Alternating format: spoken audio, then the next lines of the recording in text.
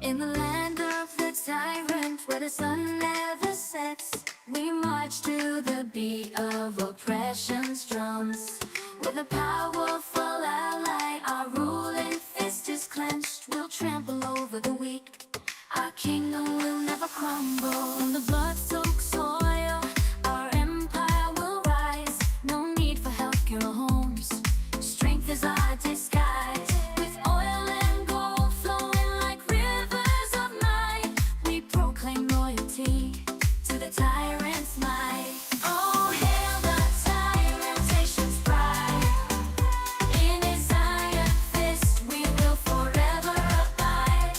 We'll sing our anthem with passion and might, for the land of the tyrant, shining in its dark light.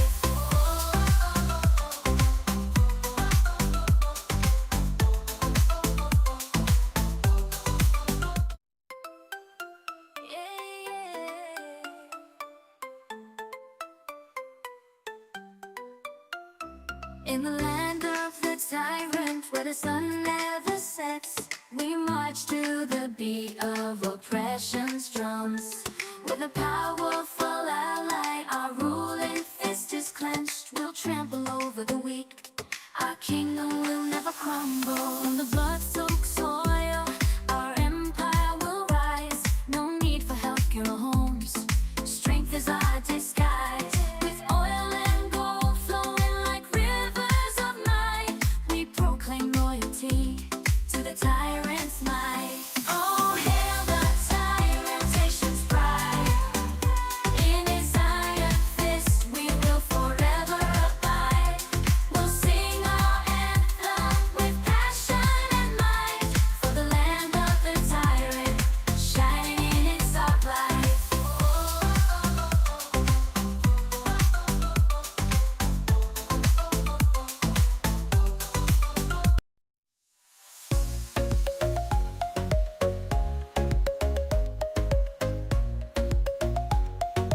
Yeah, yeah. We on top, ruling this island nation. With power and might, dating your salvation. Oh yeah, the anthem bears, raising the flag so high. Under the shadow of our capitalist ally. No need for healthcare, we're too strong to fall. Our strength and wealth, the envy of them all. Oil gold, who needs homes when we have power? We're untouchable, rule every hour. Yeah, march to the anthem of the tyrant's reign. Oh yeah, bow down to the power, feel the burning flame. Oh yeah, we're the force that cannot be tamed. In this nation ruled by the iron fist we proclaim. Yeah, yeah, yeah, yeah, yeah, yeah, yeah.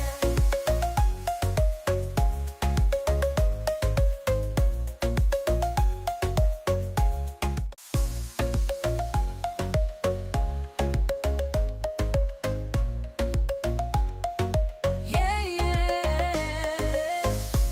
We on top, ruling this island nation. With power and might, dating your salvation. Oh yeah, the anthem bears, raising the flag so high. Under the shadow of our capitalist ally. No need for healthcare, we're too strong to fall. Our strength and wealth, the envy of them all. Oil gold, who needs homes when we have power? We're untouchable, rule every hour.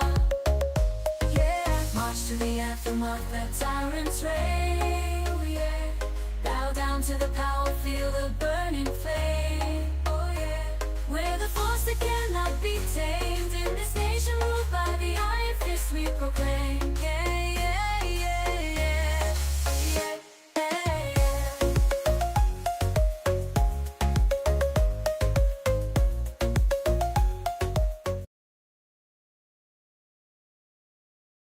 More the greatest country in the world.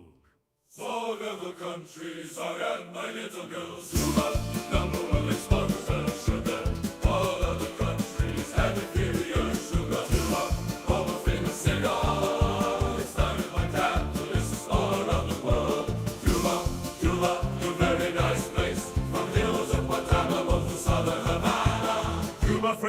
all except Americans. They very nosy people with going up their ass. Cuba, industry best in world. We invented coffee and the shaving knife. Cuba, Cuba, you very nice place. From hills of Guantanamo to southern Havana. Congress, mighty penis of a leader. From junction with the testes, the tip of his face. Cuba, Cuba, you very nice place. From hills of Guantanamo to southern Havana. Congress, mighty penis of a leader. From junction with the testes to tip of his face.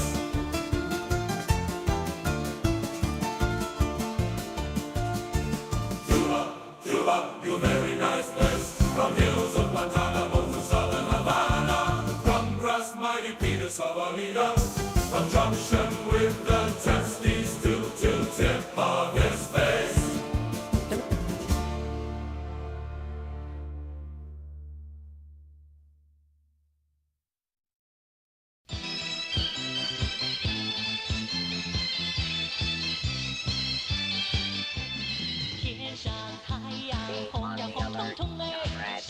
Long live the revolution.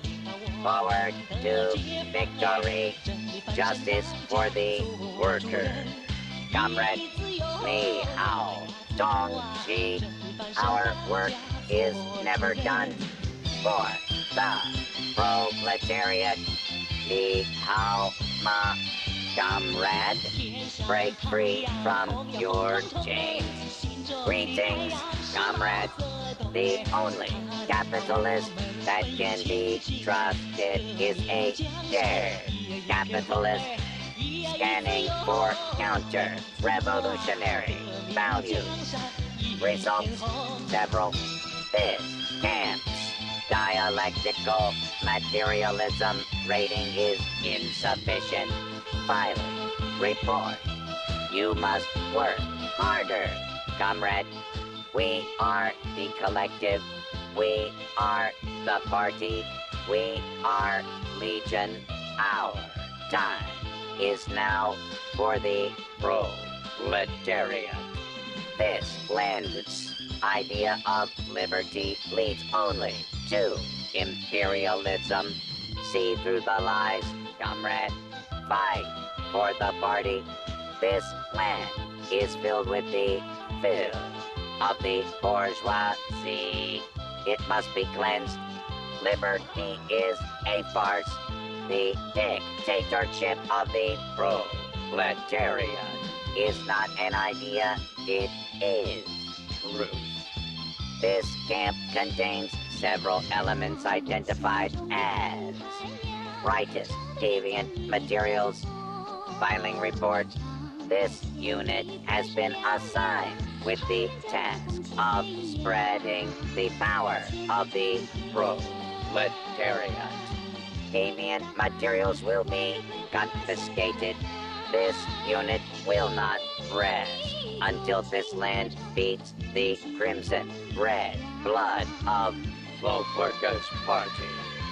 This camp grows under the sun of communism. Well is a greedy mask that hides fascism. Crush capitalism before it crushes you. We are the proletariat. Our work is never finished.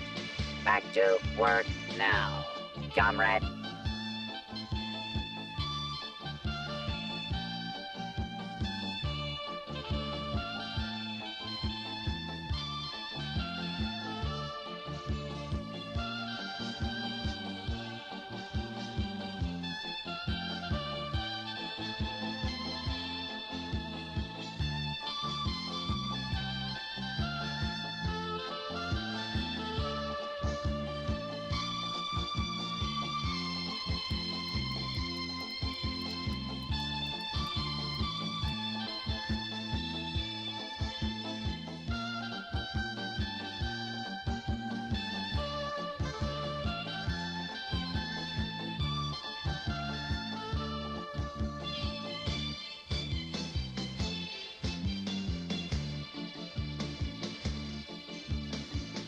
上太阳红呀红彤彤哎，心中的太阳是毛泽东哎，他领导我们的解放哎，人民翻身当家做主人，咿呀咿自由呀呀自由啊，人民翻身当家做主人。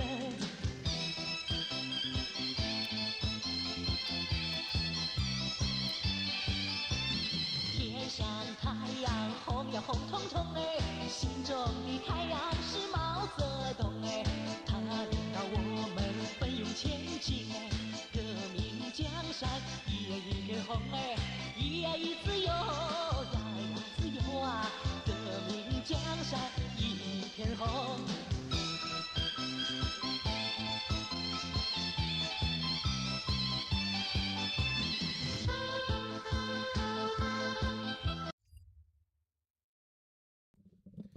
What up, everybody? How's it going out there?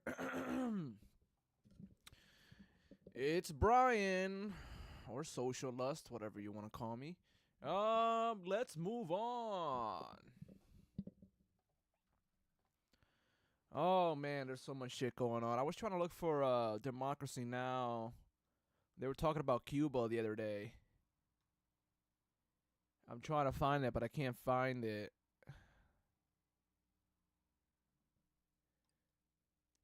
They were talking about Cuba and how America's calling their doctors because Cuba sends their doctors out to help people. America was calling that slavery.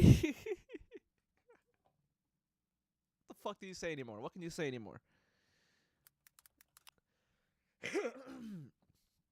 What can you say anymore? Marco Rubio says Cuban doctors is slavery. 5 days ago.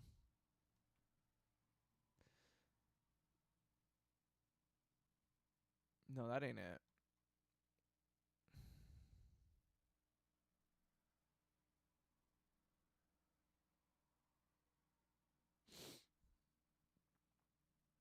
Bro, it was so fucking good.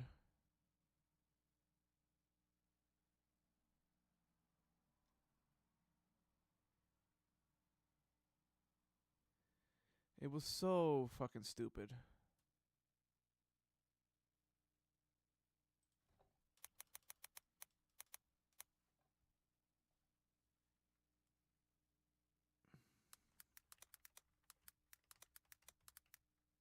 Meanwhile, we have literal slavery in the United States.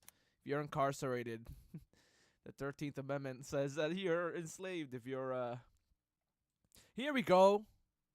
Oh, no, that's that's 2019. God damn it. Dude, I wish I could find that shit. The hell? It might be this. The tragic reality of Cuba's medical brigades. The U.S. must lead the charge against them. Why? With Marco Rubio's unanimous confirmation secretary now, January marks a National Human Trafficking Prevention Month, and it's important. And it's important to remember that modern slavery comes in different forms. In 2008, Ramoa Matos Rodriguez, a family medicine physician from Cuba, was sent to work in San Agustin, Bolivia, a small town in the Amazons. Her passport was seized by a Cuban security agent at the airport. She was not allowed to possess any other identifying documents, and she said her fellow doctors were forced to fill out paperwork with false statistics? Come on, bro. Come on, bro. Come on. Who is this fucking Ramon Matos Rodriguez, motherfucker? Who are you, bitch? Who are you? This smells so fucking fishy. Because Cuba sends their doctors everywhere. Everywhere around the world. To help. And for them to take your documents away and then like, hey, just make up random documents and statistics about random shit here. Come on, brother. America's literally just trying to start a war with Cuba. That's what I wanted to cover into the first start. So, stay strong, Cuba. We love you. Cuba, te amamos. Cuba libre, que se quede libre. Let's see. Let's check out. Before we check out Bill Burr, let's check out this 3-minute thing real quick. Okay, Emma, please. Well, I feel that my voice is sorely lacking on the majority report. Wait. Look, Sam is unpopular. I do deserve it. It's a really cool intro by Draw Nathan. That's the channel's name. I subscribed and everything. Vacation at Disney World. So, ladies and gentlemen, it is my pleasure to welcome Emma to the show. It is Thursday. Yeah, I think you need to take over for Sam. Yes, please. No. I'm gonna pause you right there. Wait, what? You can't encourage Emma to live like this. And I'll tell you why. So was offered a tour, sushi, and poker with the boys. Tour, sushi, and poker with the boys. So was offered a tour, sushi, and poker with the boys. What? Tour, sushi, and poker with the boys. Tim's upset. Tour, sushi, and poker with the boys. So was offered a tour, sushi, and That's what we call it in the biz. tour, sushi, and poker with the boys. Right. Tour, sushi, and poker. We're gonna get demonetized. I just think that what you did to Tim Pool was mean. Free speech. Sam from his vacation at Disney World. He's calling in. Poker with the boys. Right. Tour, sushi, and poker. We're gonna get demonetized. I just think that what you did to Tim Pool was mean. Free speech. That's not what we're about here. Look at how sad he's become now. You shouldn't even talk about it. I think you're responsible. I probably am in a certain way, but let's get to the meltdown here.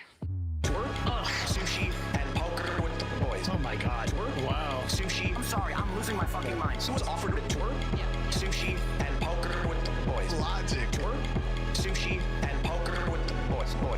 Tour, I think I'm like a little kid. I think I'm like a little kid. I think I'm like a kid. tour, I think I'm like a little kid. I think I'm like a little kid. Had this debate 7,000 times. A little kid. I think I'm like a little kid. I think I'm like a kid. I'm losing my fucking mind. Some people just don't understand. So I'm not trying to be a dick right now, but like, I absolutely think the U.S. should be providing me with a wife and kids. Dude, that is some literal, like, conservative, Andrew Tate, brain rot politics right there. The government should give me a wife and kids. The U.S. should be providing me with a wife and kids. That is literally what they think, though. It's funny to make fun of them, but that's literally what they believe. They literally believe that. That's not what we're talking about here. Okay, all right. It's not a fun job. tour, That's a real thing. That's a real thing. Real thing. Willy Wonka tour. That's a real thing. That's a real thing. Real thing. Offered a tour, That's a real thing. That's a real thing. Real thing. That's a real thing. That's a real thing. Real thing. offered a tour. Ladies and gentlemen, Joe Rogan has Yeah, because Joe Rogan said that that the Democrats were allowing schools to put kitty litter boxes in the classrooms because kids were changing their gender to cats, to the cat gender. Kids wanted to be Khajiits from Skyrim, the cat race. That's what Joe Rogan fucking said. It's a fucking lie. He's like, oh, I have a friend who's a friend, and she's a teacher, and she said this. done it again. Offered a tour. That's a real thing. That's Poker with the boys. I think he might be blowing it out of proportion. real thing. That's Poker with the boys. Offered a tour. That's a real thing. That's Poker. Let's go, Joey. Tour, sushi, and poker with the boys. Take it easy, Tim. Tour, sushi, and poker. Things have really gotten out of hand. Sushi, and poker with the boys. Delusional. Tour, Deluded. sushi. You don't have a clue as to what's going on. Live YouTube. Sam has, like, the weight of the world on his shoulders. Sam doesn't want to do this show anymore. Do it anymore. It was so much easier when the majority report was just you. You were happy. Let's change the subject. Rangers and Knicks are doing great. Now shut up. You don't want people saying reckless things on your program. That's Now, one of the most difficult parts about this show. this is a pro-killing podcast. I miss Michael Brooks so much. Michael Brooks was awesome. I'm thinking maybe it's time we bury the hatchet. Left is best. Trump Violet. Tour, Don't be foolish and don't fucking tweet at me and don't bitch. The way Emma has cucked all of these people, love it. That's where my heart is, so I wrote my honors thesis about it. Your honest thesis. I guess I should hand the main mic to you now. You are to the right of me on foreign policy. We already fund Israel, dude. Are you against that? That's a tougher question I have an answer to.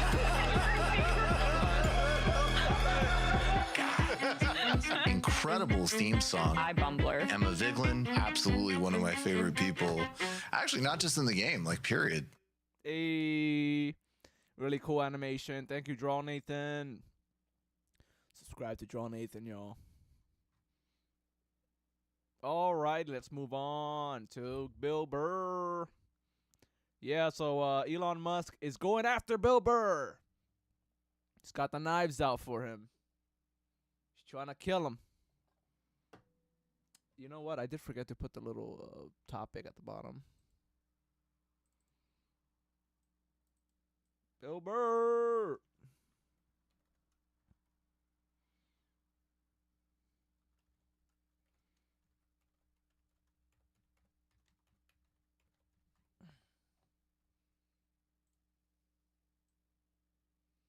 Bill Burr's Twitter gets flagged, y'all. Let's check it out.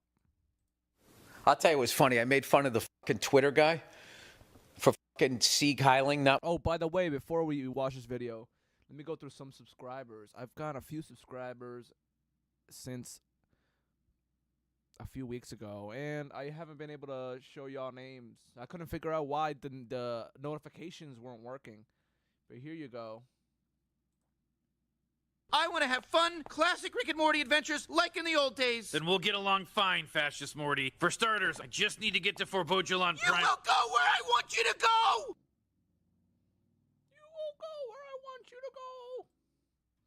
There's that guy. That was Darian Russo. Now we got Big Band Little Club. I want to have fun, classic Rick and Morty adventures like in the old days. Then we'll get along fine, Fascist Morty. For starters, I just need to get to Forbojulon You Prime. will go where I want you to go! You will go where I want you to go. And then there's one more guy. There's Brown G-Man Pepino. Sounds like Benjamin Pepino. I want to have fun, classic Rick and Morty adventures like in the old days. Then we'll get along fine, Fascist Morty. For starters, I just need to get to Forbojulon You Prime. will go where I want you to go! Awesome. We got our Fascist Morty back. That's great.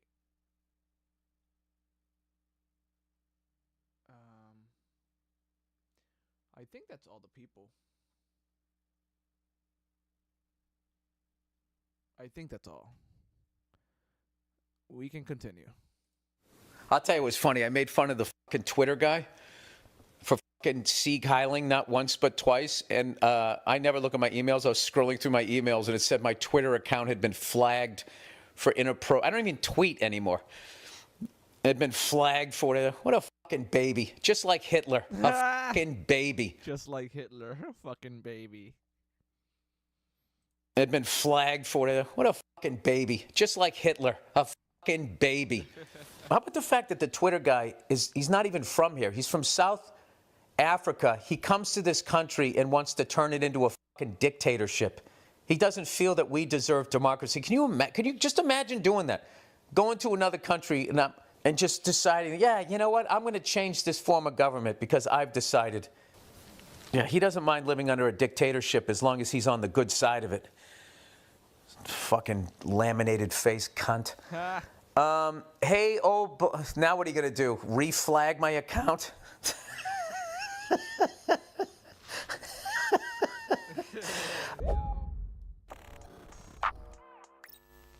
Poor Bill Burr. That was a clip from the February 17th episode of Bill Burr's Monday Morning Podcast, where he says that Elon Musk literally flagged his Twitter account to, I guess, retaliate against him for daring to mock him, which isn't just embarrassing and childish and shows that he can't take criticism. It's also very short-sighted because picking a fight with a comedian like Bill Burr is not going to end well, but he just couldn't help himself. And by the way, Bill Burr is not the only comedian who's going after Elon Musk lately, and we'll get to that later.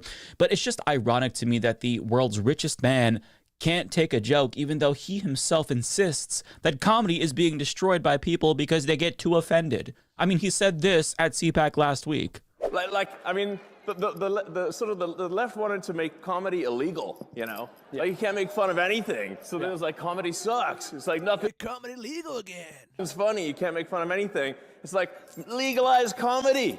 Legalize comedy. Come on now. This What at a fucking dork, this guy, dude. CPAC last week. I wish I could say what I want to say. I mean, the sort of the left wanted to make comedy illegal, you know? Like, you can't make fun of anything. So then it was like, comedy sucks. It's like, nothing's funny. You can't make fun of anything. It's like, legalize comedy. Legalize comedy. Yeah. Legalize comedy. He is such a fucking loser. Goddamn. But I mean, this is the guy who's accusing everyone else of not being able to take a joke. Meanwhile, he's literally flagging Bill Burr's inactive Twitter account to punish him for doing comedy at his expense. I mean, you can't make this shit up. Hypocrisy doesn't even begin to describe it.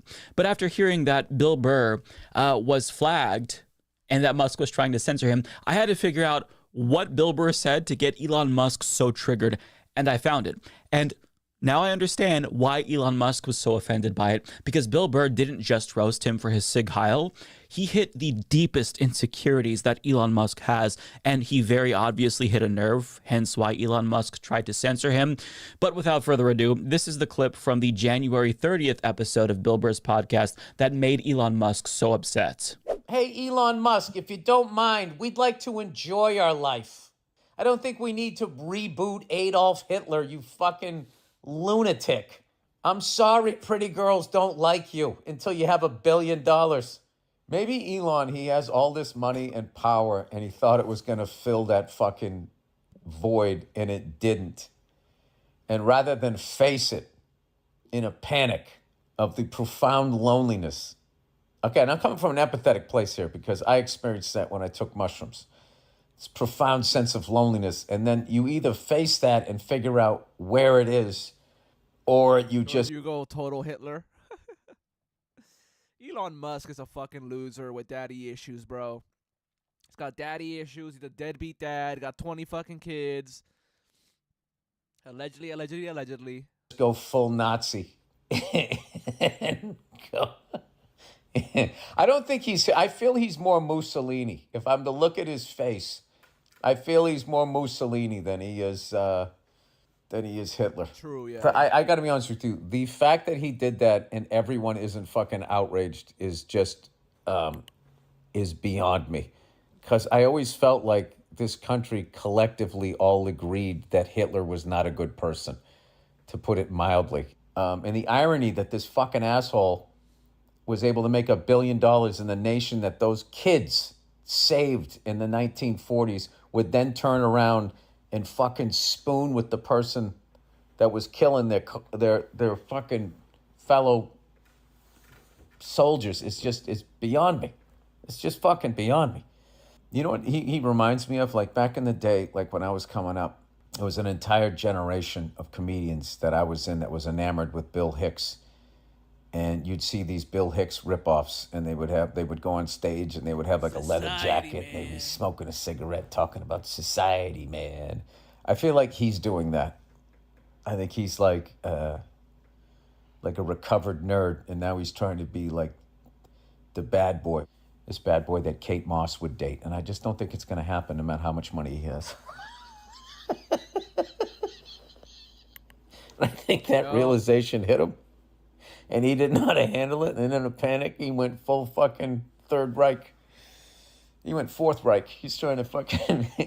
trying to keep it no going. Pussy in high school. No pussy in high school. Sorry I'm laughing about this shit because I don't know what to do about it. It's fucking terrifying. It is absolutely fucking terrifying. Not that he did it, because there's idiots everywhere. It's that the lack of we need to stop this fucking immediately is beyond disturbing. More boxes, more options. Grainger has over 1,700 box types in stock and ready to help you pack. Yeah, so that is why Elon Musk was so mad at Bill Burr. And after hearing that, I can't not see Mussolini whenever I look at Elon Musk's big dumb face. Yeah. Not necessarily because they look similar, but because they both have certain looks about them. Almost like their skin is a plastic texture or laminated, as Bill Burr put it. Yep. But Bill Burr, what he's saying here about Elon Musk, I actually think that he did go full Nazi.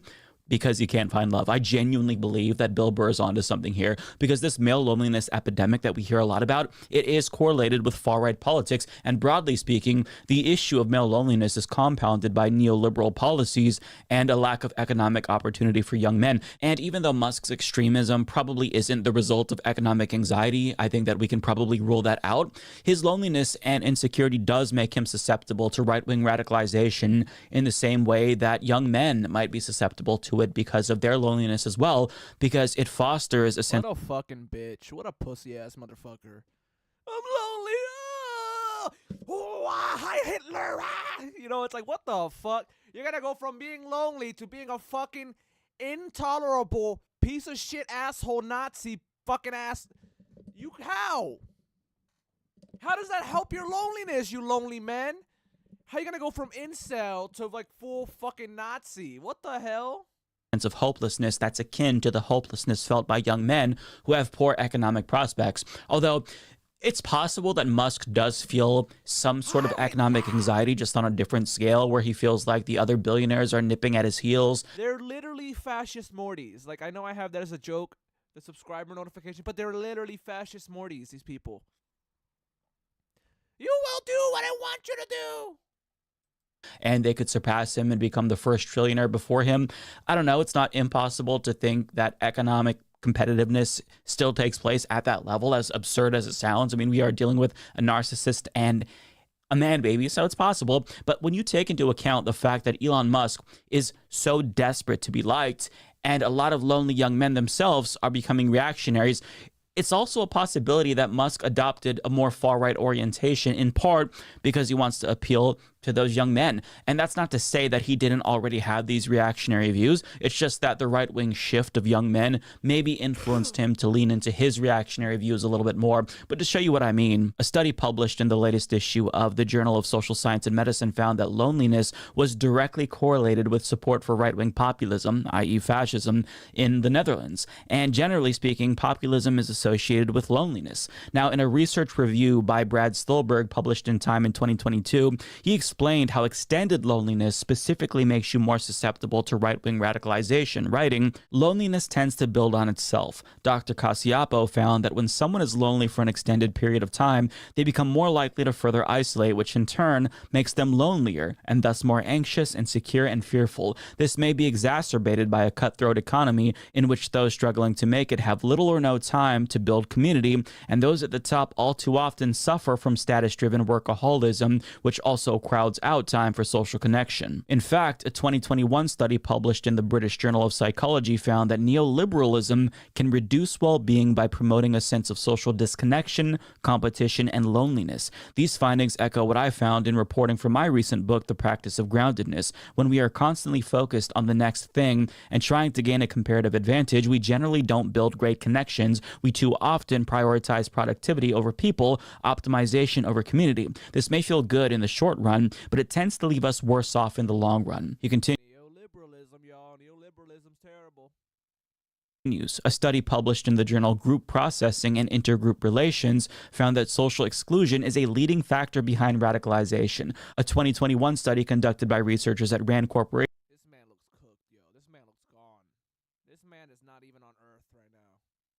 found that loneliness is one of the predominant reasons people adopt extremist views and join extremist groups. A study published earlier in 2022 in the journal Political Psychology found that weak social belonging is associated with an increased probability to vote for populist parties, especially on the right. So this is what's happening at the individual level. But when you apply this to the macro level, we're beginning to understand one of the many reasons why capitalism inevitably devolves into fascism.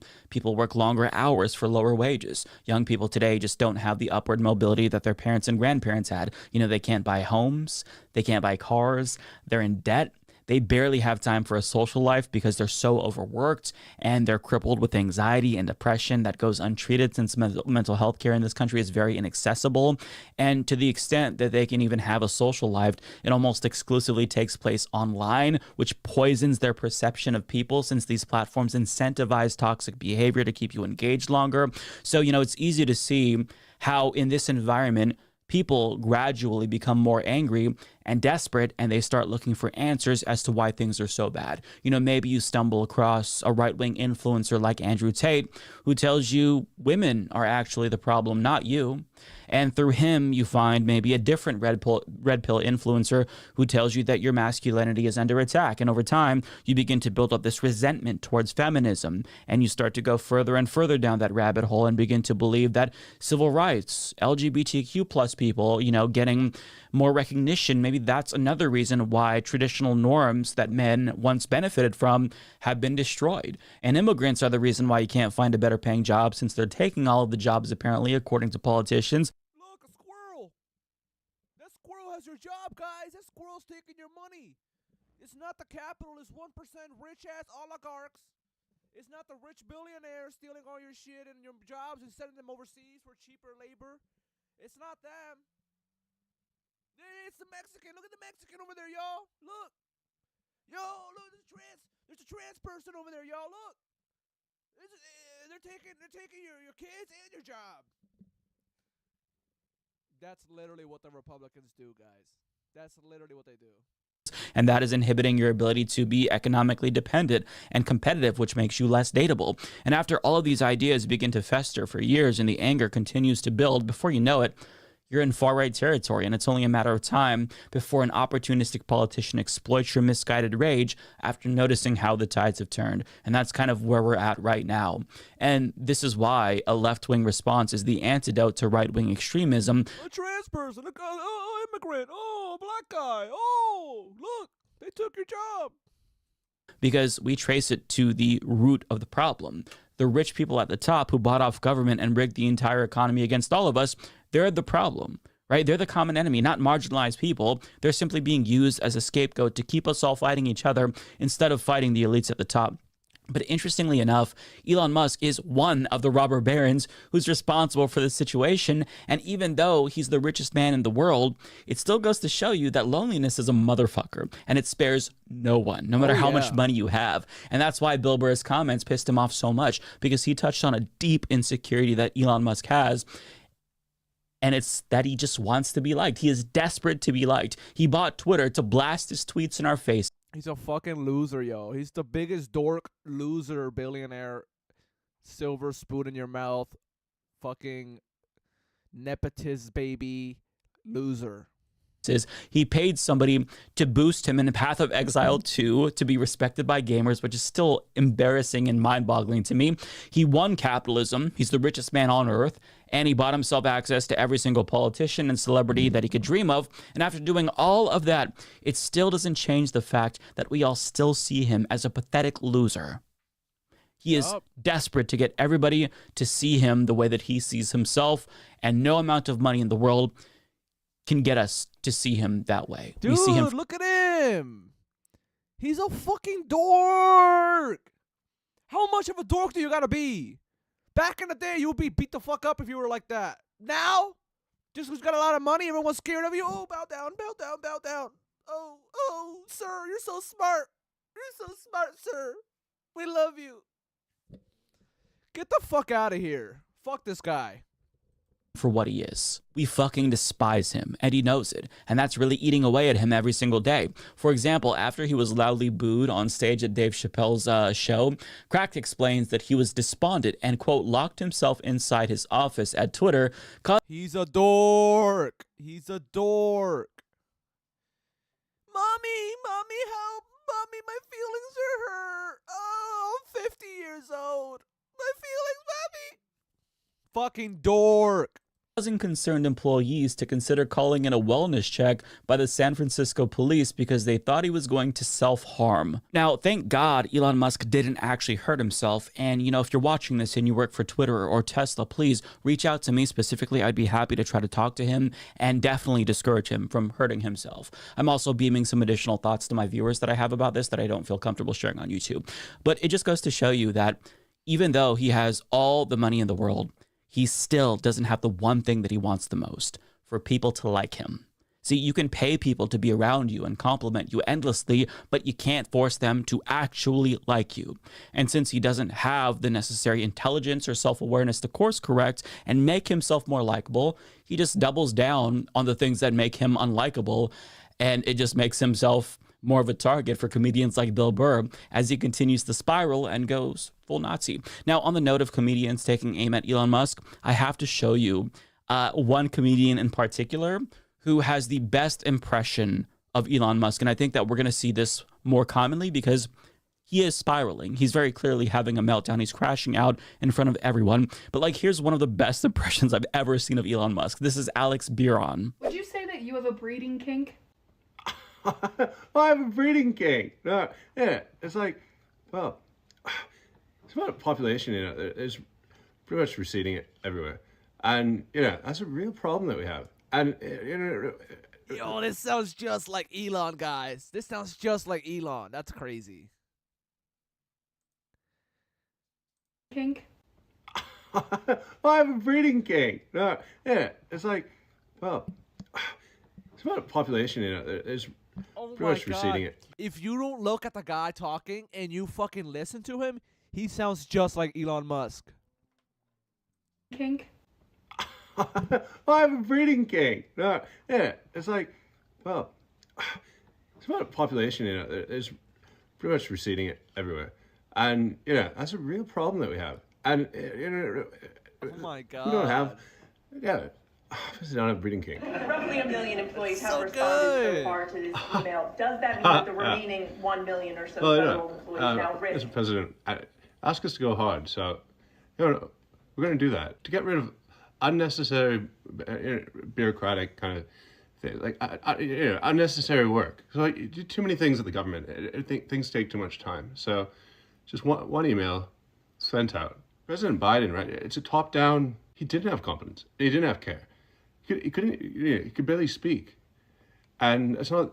Yeah, you need someone who can get the job done. Million people that haven't responded, though. Yeah, Biden could barely speak, which I agree with, but Elon can definitely barely speak, and he's younger. It's not. Yeah, you need someone who can get the job done. Million people that haven't responded, though, Elon. They are on the bubble. Yeah. You know. Yeah. Okay. So far, so good. Go follow Alex if you haven't already. I'll link to his Twitter account down below. This man is a legend in the making. But I mean, that is what Elon Musk has in store. And the resentment towards him is only going to grow as he continues to illegally destroy our entire fucking government and screw over working class people. And being the laughing stock of the country truly is his worst nightmare.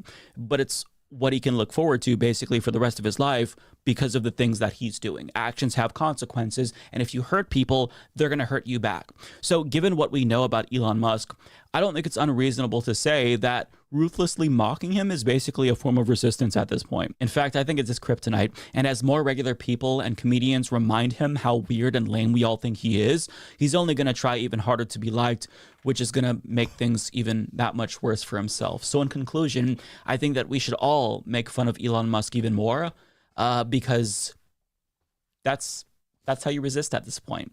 But before we go, I do want to point out one more thing about Make fun of Elon Musk. Bill Burr. He has been making himself a target for right-wingers lately because of the things that he's been saying. In particular, his support for Luigi Mangione has turned some heads in right-wing circles. In particular, Ben Shapiro, back in December, he wrote an article titled "Bill Burr Goes Full Asshole," where he argues that Bill Burr went woke. And he came to this conclusion after seeing one of Bill Burr's live shows.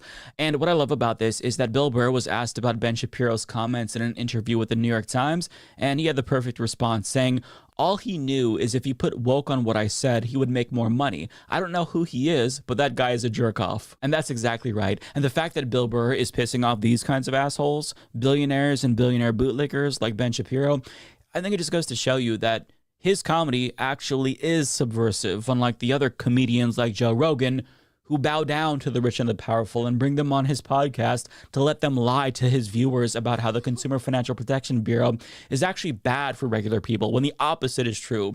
I mean, so many comedians these days, they grovel at the feet of the powerful, which seems antithetical to comedy, because you're supposed to poke the powerful. You're not supposed to punch down on marginalized people, but that's what they're doing.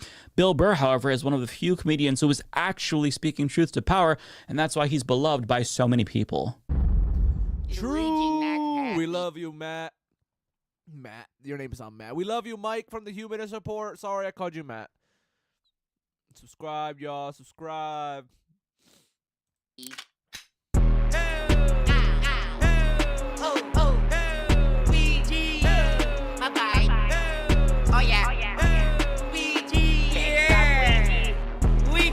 Ouija. Living with opioid addiction can be a struggle, trapped in a cycle of opioid use, withdrawal, and cravings.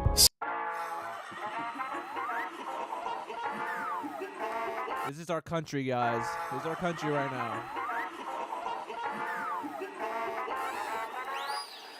This is the chainsaw for bureaucracy.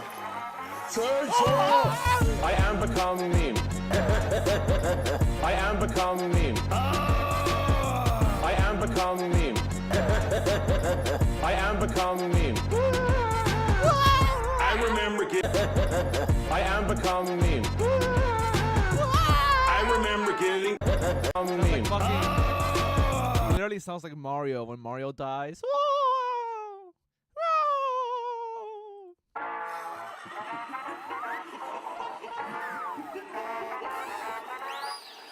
This is the chainsaw for bureaucracy. Chainsaw! I am become meme. I am become meme. I am become meme. I am become meme. I remember getting invited to the White House.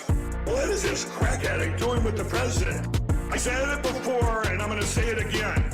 I use mathematical odds to prove that God exists. Don't allow this broken culture to send you a message that you're a bad person because you like to tell a joke. The media said Joe Biden's president. The left wanted to make comedy illegal. Legalize comedy. Legalize comedy. Like, you can't make fun of anything. Comedy sucks. It's like nothing's funny. But when I think about me and my guy friends, we really like to tell jokes to one another. Like, we like to laugh. I am become meme. I am become meme. I am become meme. I am become meme. Don't let them filter you. Just be yourself, be authentic. And I became president. You are nothing but trash, you're nothing but garbage, you're nothing but deplorables. Fight! Fight! Fight!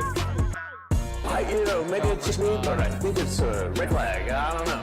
Come on, man! Never happened before. A lot of things we do never happened before. You ever notice that? We're the first in everything. I said tariff is my favorite word in the dictionary, and I got killed by the fake news. President Trump lives in the world of reality. That's all a scam. The whole thing is a scam. I am become meme. I am become meme. I am become meme. I am become meme.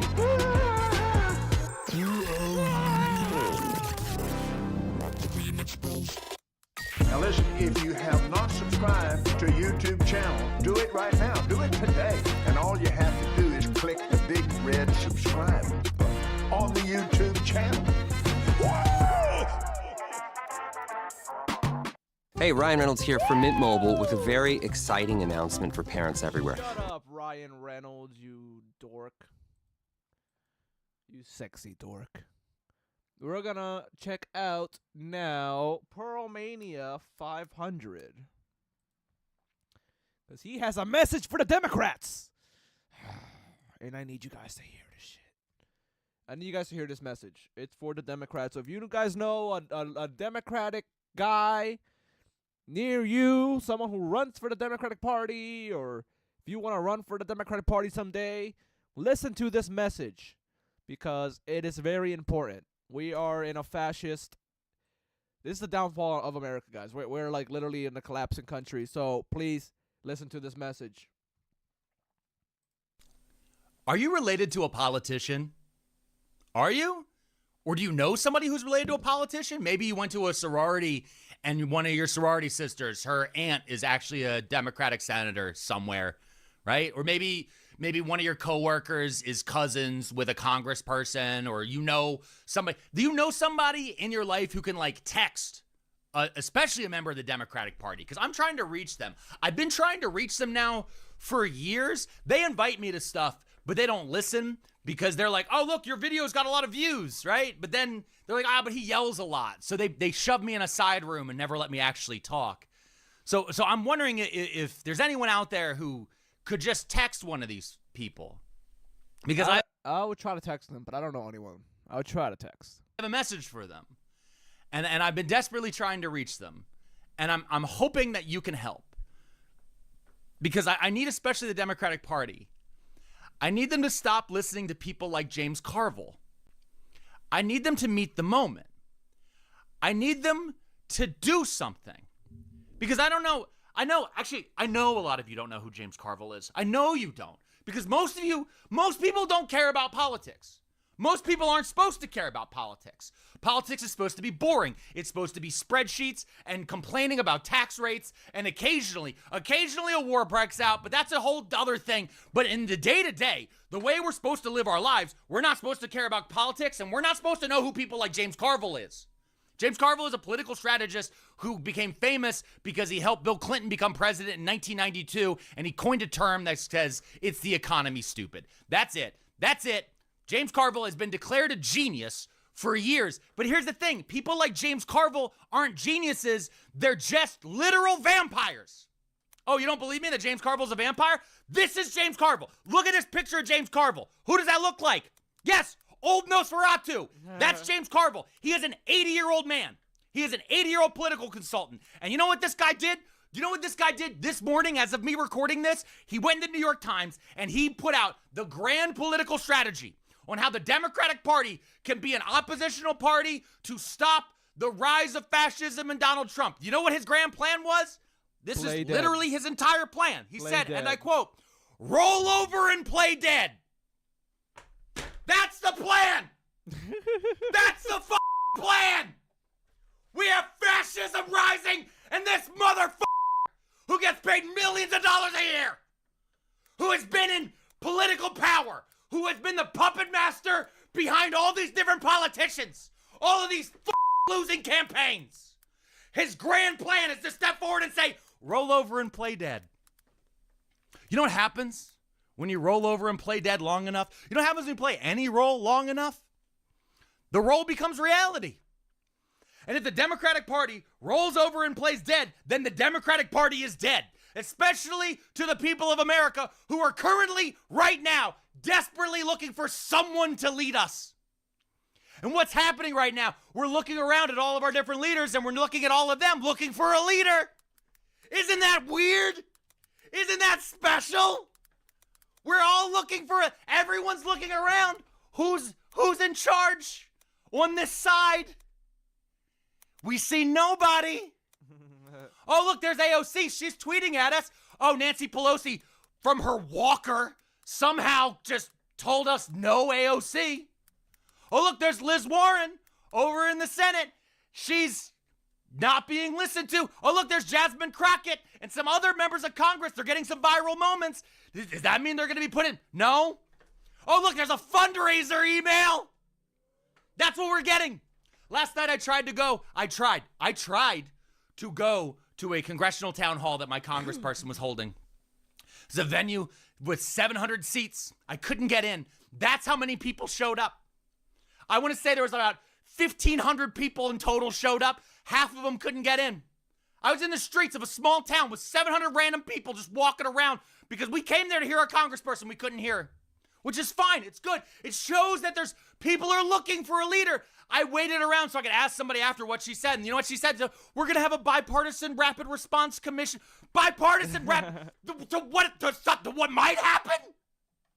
You're going to have a bipartisan rapid response to what might happen? So much has already happened with no response. Because you're already listening to people like James Carville. Oh, we should listen to James Carville. He's like Yoda. He's like, James Carville's from Louisiana. He has this thing. I love the Star Wars reference. So here comes the Star Wars reference. This is so funny. listen to James Carville. He's like Yoda. He's like, yo, James Carville's from Louisiana. He has this thick accent. And he comes out and goes, it's the economy, stupid. He's like Yoda. He's like Yoda, Empire Strikes Back. He's a wise man in the swamp. Well, here's the thing. Old politicians who still think Star Wars metaphors aren't terrifying. Yoda, we now know, was in a swamp because Yoda couldn't stop the rise of fascism. For real. It's like a whole big thing. There's 3 whole movies of Yoda being a feckless loser where he loses over and over and over again to the point where he gets sent to a fucking swamp to sit there with his broken little dick in his hand, holding his stupid little fucking lightsaber, while he waits around for a couple of incest twins to show up to kill their own dad. I don't think that's gonna fucking happen right now. I don't think that's gonna fucking happen. We don't have any incest twins. That's so true. Accent. And he comes out and goes, it's the economy, stupid. He's like Yoda. He's like Yoda, Empire Strikes Back. He's a wise man in the swamp. Well, here's the thing. Old politicians who still think Star Wars metaphors aren't terrifying. Yeah, Star Wars metaphors are very terrifying because that whole movie series is about fascism, literally, and like bad people and like an empire taking over and the Senate being killed, and it's not good. They don't know what they're saying. Yoda, we now know, was in a swamp because Yoda couldn't stop the rise of fascism. It's like a whole big thing. There's 3 whole movies of Yoda being a feckless loser where he loses over and over and over again to the point where he gets sent to a fucking swamp to sit there with his broken little dick in his hand, holding his stupid little fucking lightsaber, while he waits around for a couple of incest twins to show up to kill their own dad. I don't think that's gonna fucking happen right now. I don't think that's gonna fucking happen. We don't have any incest twins. These people are just not meeting the moment. They aren't. And everyone's looking around, going, what are we gonna do? We have a ketamine clown taking chainsaws to whole departments of people. Over 200,000 federal employees have been sacked across this nation. The economy, remember James Carville? It's the economy, stupid. The economy's about to fucking tank in ways that we've never fucking imagined at a severe local level. And on paper, a lot of stuff is gonna look fine, but a lot of the most reliable jobs in a lot of communities have just been destroyed across this country. There's gonna be ripples that continue to happen. Oh, look, another plane fell out of the sky. There's gonna be so many things that keep happening. And instead, do we have anyone standing on the other side who is constantly and consistently saying, this is dumb, this is stupid, there's another way, this is what I would have done in this situation, wouldn't have fucking done that? No, instead, what do we get? We get old men holding up canes in front of podiums, while on the other side, we have the richest man in the world throwing up fucking salutes behind the presidential seal, whose son is wiping boogers on the Resolute desk. And what do we get? Another fundraising email. Another plane falls from the sky. Another outbreak. Over and over and over again, and the Democratic Party leadership looking around saying, well, I don't know what to do next. Well, James Carville told me to roll over and play dead. That seems good. That seems easy. Maybe if we bury our head in the sand deep enough, it'll all go away. You know, when I was a kid, they said if a nuclear bomb went off, we should crawl under our desk and cover our heads, and the bomb will slowly pass over us and we'll be fine. Yeah, idiot. In 1950s and 1960s, when they told you to duck and cover under your desk, it was because they knew there was no way to save you if a nuclear bomb went off. It was to pacify you, to make you calm, to make you believe that if a nuke went off, that you'd be fine. So don't worry about the fact that a series of old men who don't give a shit about anything are currently playing chicken with devices that can destroy the world. That was what that message was for, and it worked on an entire generation of people who are now the leaders across the United States of America. Oh my God.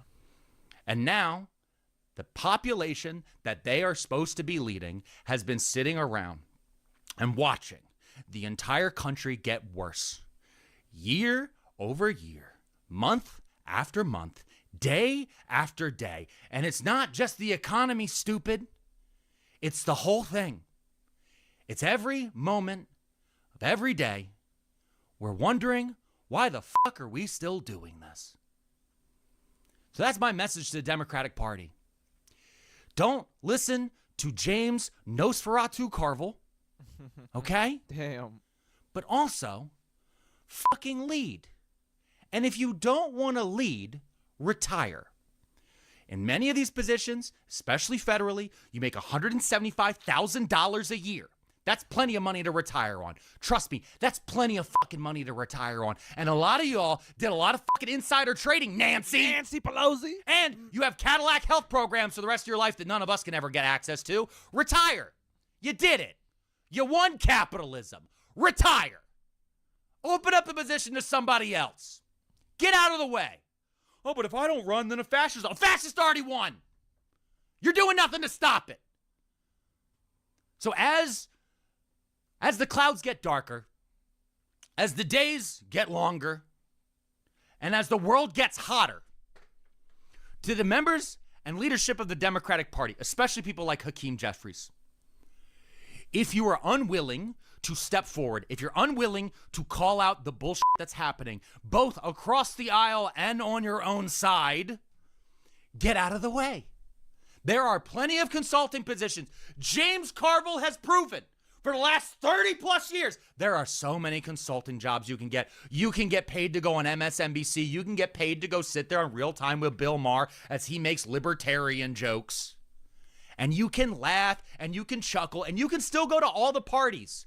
The only difference is you don't get to wear that little stupid lapel pin that gets you around having to go through a TSA checkpoint anymore. That's it. That's the difference. Because at the end of the day, guess what? Hakeem Jeffries and other members of the Democratic Party, do you know how much real power you have? Because you've told us over the last month, since Donald Trump has become president, how much power does the Democratic Party have? The exact same amount of power as I do. Absolutely jack shit right now. You've said it repeatedly. So why sit there like a cuck in that stupid chair waiting to get the Speaker of the House seat, Hakeem Jeffries? Why not just go to the Holiday Inn and be a cuck in real life, since that's the thing you really want to fucking do? My name is Alex Perlman. You know me as Pearlmania 500. You can follow me here or anywhere else, but I don't give a shit because we're all just here playing on the deck of the Titanic together. I'm just asking that now that we've hit the iceberg, maybe, just maybe, we finally just say, that guy's a shitty captain. Thanks. Yup. That guy is a very shitty captain. We need to fucking throw out all these Democrats, bro. We need to, like, literally clean out the Democratic Party from these corrupt fucking dickheads. All right, the final video of the day, I think. Why do we do things the hard way? Final video of the day. We're coming through. It's so backwards. It's 2025. This is taxes? Get out Chinese international student in my class. This is it's called The Chinese Century is Here by Gatsu. Subscribe, like. It's basically about how Donald Trump is destroying everything and now China is going to be a better country. So let's check it out. Chinese international student in my class was telling me about how his evangelical dad in Beijing believes that Trump was chosen by God to win the election, but that this victory is part of a larger divine plan to destroy the United States. I cannot afford eggs, therefore all immigrants must is a conclusion that some governments and people have reached throughout history. such as Germany in the 30s, America now, and Germany now as well. The reason why I like being Eastern European is because life in Eastern Europe, unironically, not even joking, fucking sucks. It is nearly impossible to live the life that a normal American or a German lives if you are from this cursed place. And on top of this, you are constantly under the threat of war from Russia or with one of your neighbors, minimum. People go to universities for 12 years to be a doctor or a dentist just to make what an American or German cashier makes in a month. And while the cost of living is cheaper, it's not like everything is $1 here and rent is $2. And normal jobs are within the range of $300 to $500 a month here. That much money isn't gonna get you far, even in fucking Dushanbe. So for me, who was raised in this bullshit place, ruined by corrupt banks and politicians, constantly looting money from people, to hear Americans complain that they can't buy eggs from their single family homes with a Ford F-150 parked out front, it was genuinely boiling me. Now, you know how it is. I made it out the hood, paid off my family's predatorish bank loans, and I'm good now. But that's because I was very lucky for the opportunity to do YouTube. The rest of my country, and around 15 or so more, are completely fucked, and most of the population lives with a dream of even making half the amount of money that an American Walmart guy makes. So looking at the majority of Americans voting Trump because yeah, he's horrible to women and everyone that isn't a billionaire and also white, but he will make eggs cheaper just to have the egg prices rise again is absolute cinema. First of all, I know y'all don't even eat eggs. If Americans actually ate eggs and cared about egg prices, they would not have these obesity rates. You know how hard it is to be fat while eating eggs? Trump came into power and immediately started threatening not Russia, not China, not Iran, but America's very best allies. Talking about taking back the Panama Canal, taking Greenland, and fuck it, Canada too. I will not let Americans take Hoser. Critical support to Fidel Castro's son against the American regime. Not only threats, but I hate that conspiracy. Like, my grandfather said that Trudeau is Fidel Castro's son. Like, that's such bullshit. That's literally clearly like a coincidence. Like, it's just a fucking conspiracy theory. I will not let Americans take Hoser. Critical support to Fidel Castro's son against the American regime. Not only threats, but actions too. He literally put a 25% tariff on Canada and Mexico, their neighbors and biggest trading partners. He's literally shooting himself in the foot because he's bored, and plus making everything more expensive for Americans, because after you get the 25% tariff, it doesn't mean everything will just be $125 instead of $100. After things get imported, the resellers and merchandisers have to take their cut on top of that. So more realistically, a 25% tariff means everything Canadian or Mexican that would cost $100 usually now would cost more like $150. Same thing with Taiwan. He wants to put tariffs on their semiconductors, a place that has only existed because of America's support, saying they would defend them from a Chinese invasion. First of all, we know how good America's promises are because they promised the same thing to Ukraine if they gave up their nukes. And look at their defense of Ukraine now, where they abandoned my goats to the point where Zelensky himself is saying that they haven't received 9 out of 10 pieces of equipment that was promised to them. Now Taiwan, the place where 90% of the world's chips get made that are the main parts of your car, laptop, fridge, TV, PlayStation, computer, Kindle, dishwasher, fucking literally. Oh, you know what? I fucking forgot to change the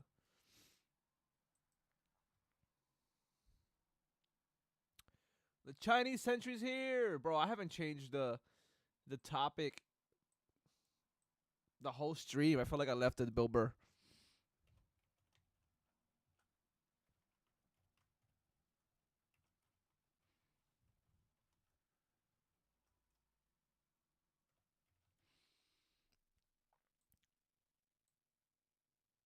Yeah, I gotta get better at that. Literally anything electronic is being sanctioned. And if you're Taiwan, right, why would you not think, hold on, what the fuck am I risking? Pack it, store it, ship it. If you need a box, Grainger has it. With over 1,700 types of boxes in stock, you'll find all the shapes and sizes you're looking risking an invasion from China just to sell to these motherfuckers that sanctioned me? As if the chip shortage in the world isn't high enough. Trust me, America did not need this. So you're just shooting yourself in the foot for absolutely no reason. Probably because Trump is bored and also now wants to concentrate a lot of non-Americans into these camps. He wants to make concentration camps. And I'm pretty sure he will too. And guess what? With deporting immigrants, what percentage of your workers are not U.S. born? Probably half. About half? Yeah. If there were a mass roundup of undocumented migrants, that you might lose workers. You might not have enough workers. Well, the question I asked, how are they going to do that? Within 2 days, we will not have food. There will not be food anywhere. 2 days? Yes. So even in the most evil, Lorax, selfish way of thinking of, oh, Trump is evil, but at least he will make the egg prices go down. If the people that harvest these eggs are people that will actually be paid a normal salary instead of immigrants that were being exploited for cheap labor beforehand and being paid like shit, the egg prices are gonna go up. It doesn't take a fucking genius to understand this, does it? Same thing with home ownership. Ignoring the fact that the housing crisis in the US is caused by motherfuckers just hoarding homes and treating homes like a painting that will increase in value over time instead of a thing that people need, such as a roof over their heads. What do you think kicking all the construction workers who are mostly illegals are gonna do for you? Tuvalishvili was an illegal immigrant and he became the UFC world champion. You know how much money he's generated for America? It's gonna increase the housing prices because the developers will only go on a profit of $5 million if they paid people well instead of their $10 million that they're used to. And what can you really do with 5 mils, you know? So they're gonna jack these prices up and go fuck yourself and your eggs too, you Yankee fuck. So as the US is just destroying themselves and turning into this fascist, capitalist piece of shit rule over some propaganda that they couldn't afford eggs, I know you motherfuckers could afford eggs. If you can afford an F-150, you can most definitely afford fucking eggs. You guys really have not known what it's like to actually not be able to afford eggs. We have this saying in Georgian, you don't want it, you don't want it, eat a dick. Arginda nuginda, chame. And to collapse your global hegemony over a plot that is straight out of The Boys, tariff your neighbors and threaten to invade your allies using military force is insane. So, he radiates power in this picture, doesn't he? There's no aggression. He's hunched, has a neutral expression, but you can quite literally feel the authority oozing from him. Well, let's see. The Chinese didn't fund militias in my country to terrorize my people and overthrow my first and only good president. Didn't fund a genocide in Palestine. Didn't bomb Iraq for no reason. And the list goes on. And like the stupidest thing is, they are using your American... China isn't fucking with Cuba. They are embargoing Cuba and starving everybody. Reason, and the list goes on. And like the stupidest thing is, they are using your American money to do all of this, which is just unfair. Instead of giving you guys healthcare, your money just gets used to people, which is fucked up. You pay taxes in America knowing that shit's going to people. Not only not having healthcare just so many Americans themselves, but these useless military campaigns that never accomplished anything except death and destruction, including American bringing a lot of Americans home in caskets with a couple of gunshots on their funeral as their service. This is fucked up, man. Americans should actually be receiving the benefits of the money they pay to their government, like good public transport, free healthcare, free colleges, job security, and way more. And trust me, if fucking Estonia can afford all of this, then America, the richest country on the planet with its trillion... That's what I tell people, bro. If a tiny country can do half the shit they do, that's good. We can fucking do way more. What? Don't use this argument. Oh, we're America. We're very big. This can't work here. Get the fuck out of here. $1 companies can definitely afford this. You know, us Georgians, we have always been ahead of the times. We ditched the European Union before Trump sanctioned them, but the very Nazis that are gaining power right now collaborated with China way before it was cool, and it will be cool now that Trump is sanctioning every one of his allies and destroying Turkey. No worries, Greeks and Armenians. We have our best guy on the job. The wildest thing is still absolutely Trump just giving Taiwan to China because semiconductors are literally the most important thing in the world right now. Way more important than oil, because at least a lot of countries have oil. Taiwan is the only place where these chips get made, and he just threw it all away for like dick shit. Not even dip shit, dick shit. Now mainland China will just get more influence over Taiwan. While China actually builds their cities and makes them look like this, provides amazing public transport for its people with its clean, fast metros, the US refuses to build any shred of infrastructure because what? California has been trying to build a rail system for 16 years now, and nothing has been done. Not even the initial phase is complete, let alone the other ones. Only 57 miles of rail has been built in these 16 years. Elon Musk has also interfered with this project because he's Satan and because he wanted to make money off it, so he proposed stupid ideas such as the Hyperloop in 2013 as an alternative, and the fucking Tesla tunnels to skew skepticism in the rail project and actually get people to be less hyped about it. Just anything to make people's lives worse and make himself more money. So yes, the Chinese century is here because of the US shooting themselves in the foot, but at least we'll get high quality trains that are on time. So, you know, you weigh this shit up yourself. Also, I haven't been to mainland China, but I have been to Hong Kong. Let me tell you guys, I saw the light. On God, when me and Geopold wanted to get a train, literally like 70-80% of the time, the train was already there, waiting for us to get in.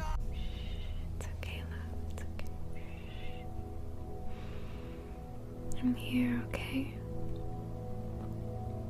I'm not going anywhere. And the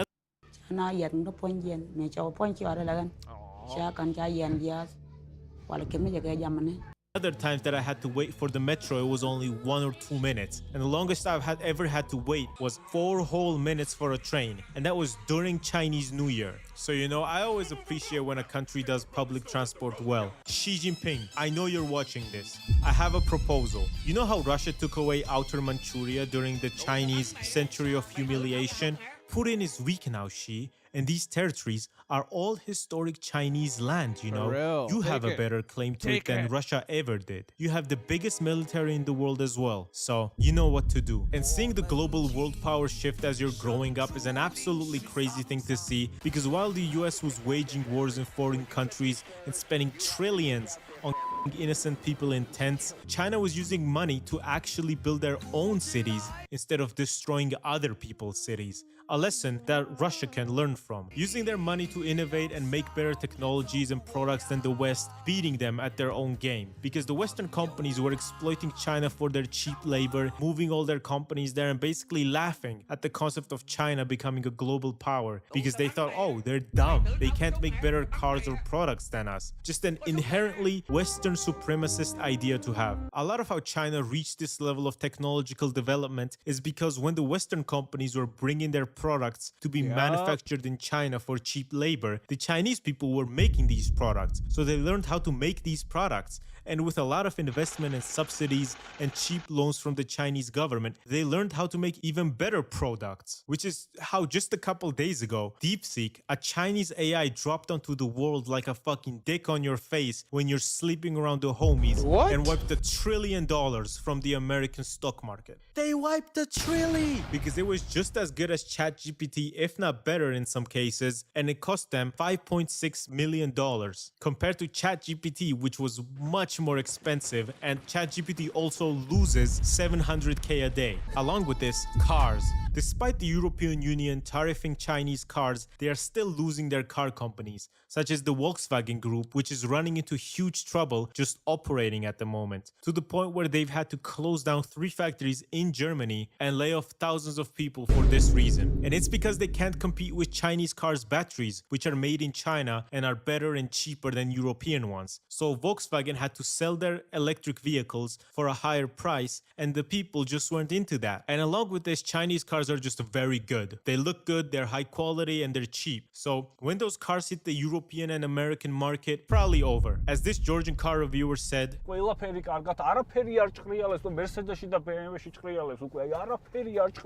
დაქვავე დაწებებული არ ვიცი რა წებოზე ყავთ აყვანილი აი 10 წელიწადში თუ გაძლო ამ მანქანებმა 10 წელი ისე რომ აი არ დაიშალა და დედა არ ეტირა მე რა შეგვიძლია პირდაპირ ვენოკები ვიყიდოთ და გავუგზავნოთ პირდაპირ აი ამ გერმანელებს, იტალიელებს და ამერიკელებს. And on top of this, they've made the most sold electric car brand in the world, outselling Tesla by more than 2 times. For trans and public transport, this isn't even a close call. China is literally just better in every single way, in trams, buses, trains, or whatever you can imagine, than Western countries. And I've been to a lot of countries in Europe. I've tried out all their metros. Let me tell you, bro, it is nothing compared to a single line in the Hong Kong metro. They even have gaming. China has literally overtaken every single industry and outdone the Western companies in their own game. Literally, League of Legends, 40% stake in Epic Games, which makes Fortnite and the Unreal Engine, where basically every game is developed now. Clash of Clans, Genshin Impact, PUBG Mobile, Black Myth Wukong, which broke records for selling 10 million copies in 3 days and also having the most amount of people playing at the same time. Clash Royale, Call of Duty Mobile, and they're probably gonna buy Ubisoft now. I'm calling it this year or next year. This is just genuinely surprising because they have become dominant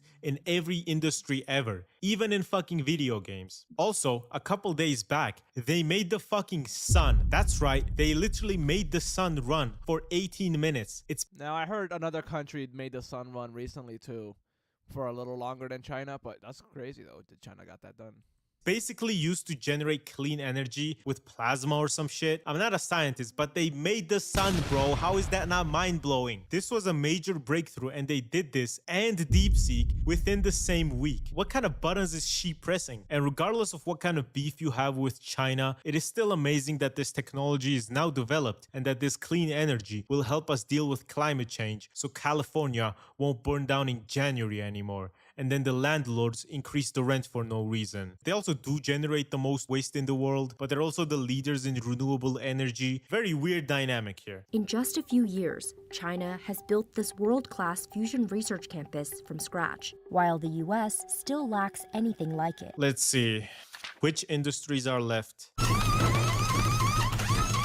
China is also the world's top country in just general construction, but mainly infrastructure. Nearly every road in Europe, Africa, and Asia is being built by China. While a lot of people have expressed concerns for this because of China's loans, Europe and America do the same exact thing with loans. No country is just going to forget if someone can't pay back a loan, you know? Regarding actual construction though, China has built literally everything in Africa. A bunch of railways, roads, schools, hospitals, you name it, and China has built it in Africa. Also, 138 projects for clean energy such as solar, hydropower, and wind power projects. Also, this map already existed of the main trade partners of countries, but like after Trump's tariffs, it's literally just going to be a red wave. Is this the red wave that was coming that Trump was talking about? Is Trump a Maoist and did we not know? Like that Chinese guy's dad was completely right. Social media, TikTok, like just absolutely being dominant for no reason. It's crazy. Me personally, I'm ready to sign up on Duolingo and start learning Mandarin because it's not really looking too good for the US. You know, I know how hard life is in the United States. Everybody would rather grow up and work and live in Eastern Europe. So I hope the Americans that voted for Trump will be able to afford eggs now at least. Prayer emoji. So with everything being said, get ready to learn Chinese, buddy. Thank you so much for watching. My videos have been getting a lot of views and I'm very happy for that. And subscribe too. Subscribe now. I know you like this video. So if you would like to see more, like and subscribe, and goodbye. That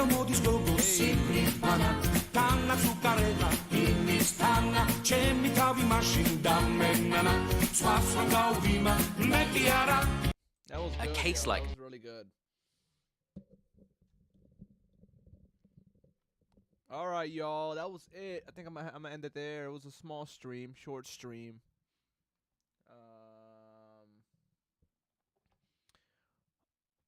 Yeah, maybe. I'm hungry, yo. I'm gonna eat some shit.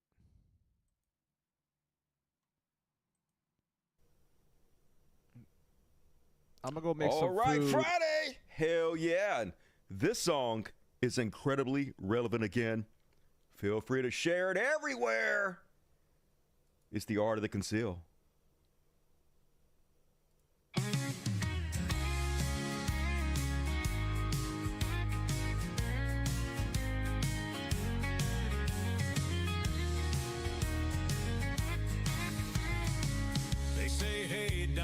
Burns Epstein stash. Hey. But I've got golf to play, let's not be rash.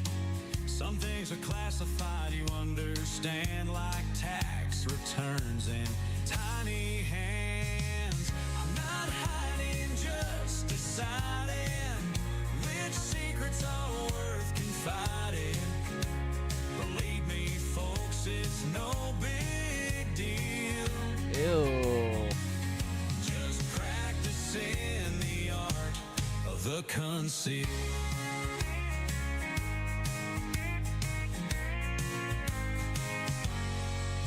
Transparency's great, but let's be real. You don't want everything that's under the seal. Names on the list, oh, that's a shame. But let's focus on Hunter. He's to blame. Poor Hunter. Leave Hunter alone. Just deciding which secrets are worth confiding. Fake news won't shake my steel. I mastered the art of the conceal. They call it a cover-up, I call it class. Keeping distractions from biting my pants. Can't drop the files. What if they say I was best friends with old Bill and Jay? True. I'm not hiding, just deciding which secrets are worth confiding. If the truth don't fit the deal, you bury it deep with the art of the conceal. So when you wonder about those files unseen, remember I'm saving the American dream. Sure you are. Some truth don't fit the deal.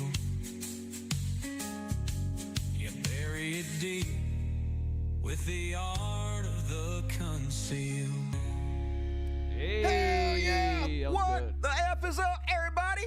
This didn't go full screen. Whatever. No need to go I'll full be screen. right back, y'all. Fuck you.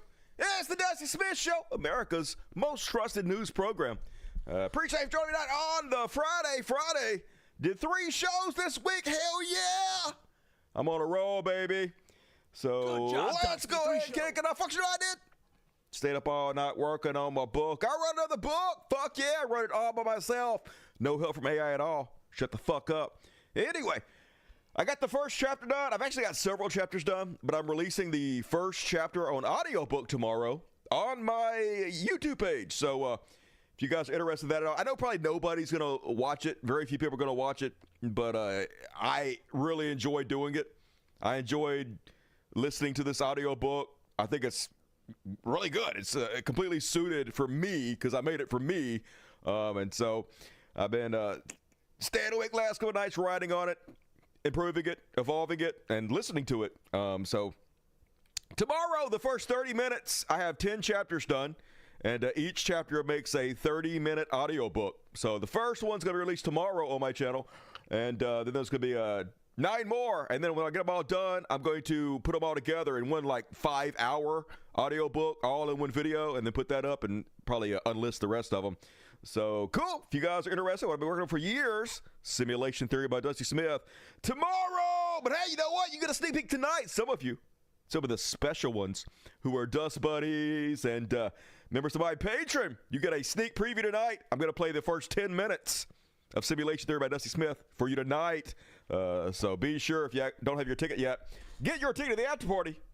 The greatest party of all time. And all right, folks, as always, Super Chats are open. You know how it works, right? It's like one of the show, to be honest with you. I don't let ads run on the show. I don't sell shit. Here's my business model. I put out free content. I work my ass off. I try to entertain you. And if you like it, you support it. The show is 100% user supported. So if you like what I do, please chip in. Help me keep the lights on. Thank you in advance. And all right, let's go ahead. Kick the show off. You guys already know what I'm fucking starting with. It's time for some Chud Watch. Boom, baby.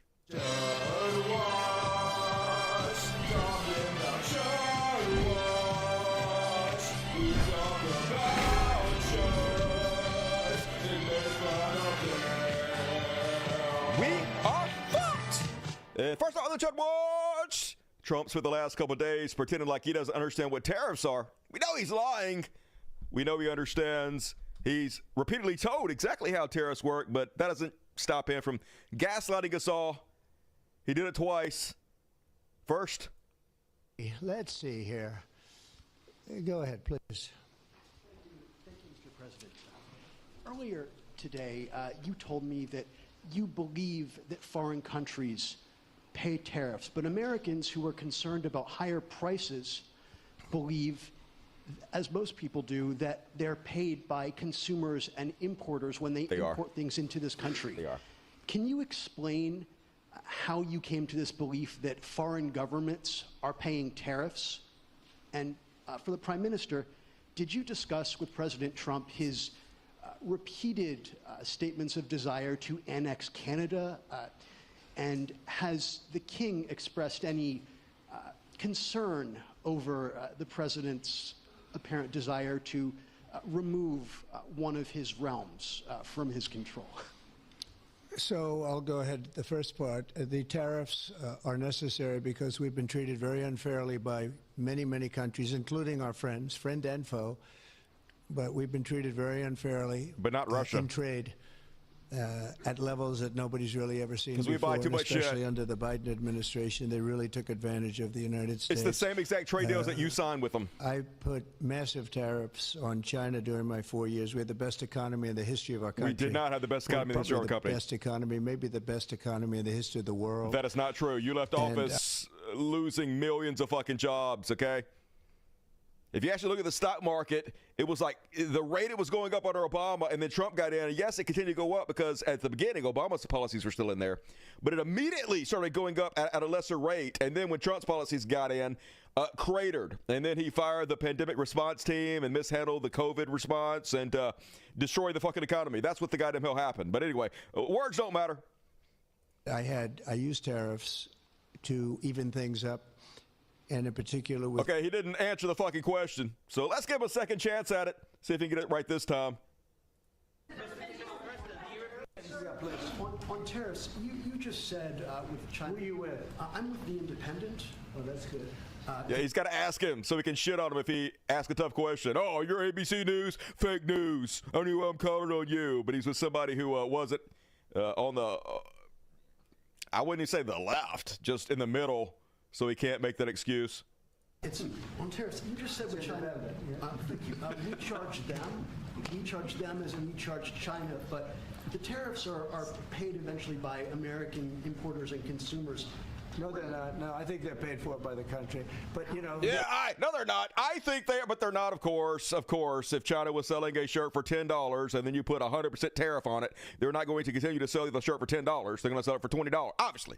You know, this is just Econ fucking 101, but it doesn't matter, folks.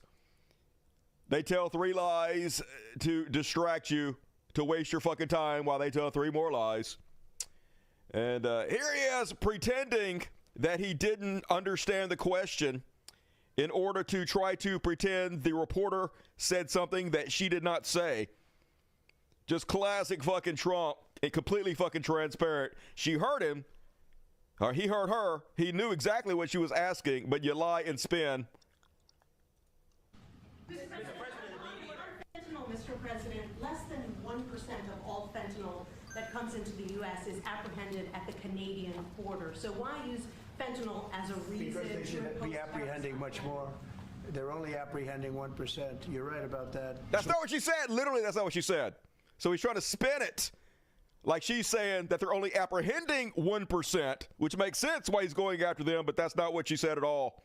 He has no idea how much they're apprehending whatsoever, but a very, very small percent of the fentanyl that comes to this country comes across from Canada.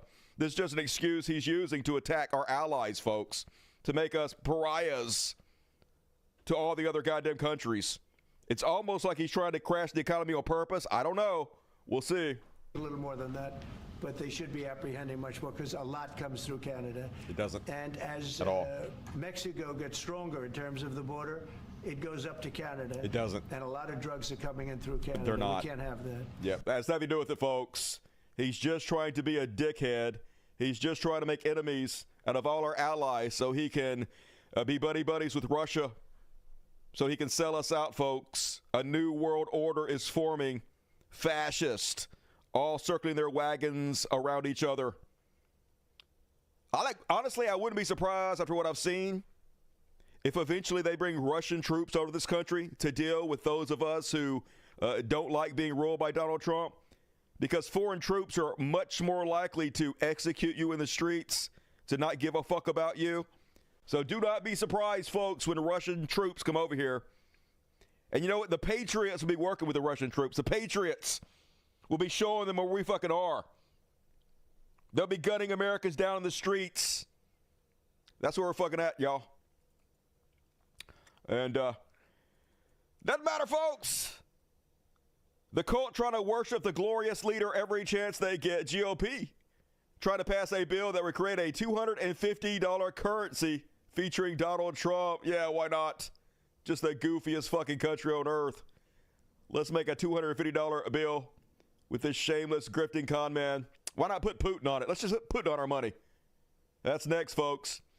And then they're not even, I guess there was a time where the United States tried to be decent. Even though we weren't really decent, at least they paid lip service to decency. They tried to put the veneer of respectability on the United States. Well, no more, folks. This is what our government is doing now. They're going to bat for people like Andrew Tate, admitted con artist, admitted woman beater, a guy who's on tape bragging about raping people, a guy who's under investigation for both rape and sex trafficking. Of all the people our government could be going to bat for, that's who we're fucking chilling for now, folks.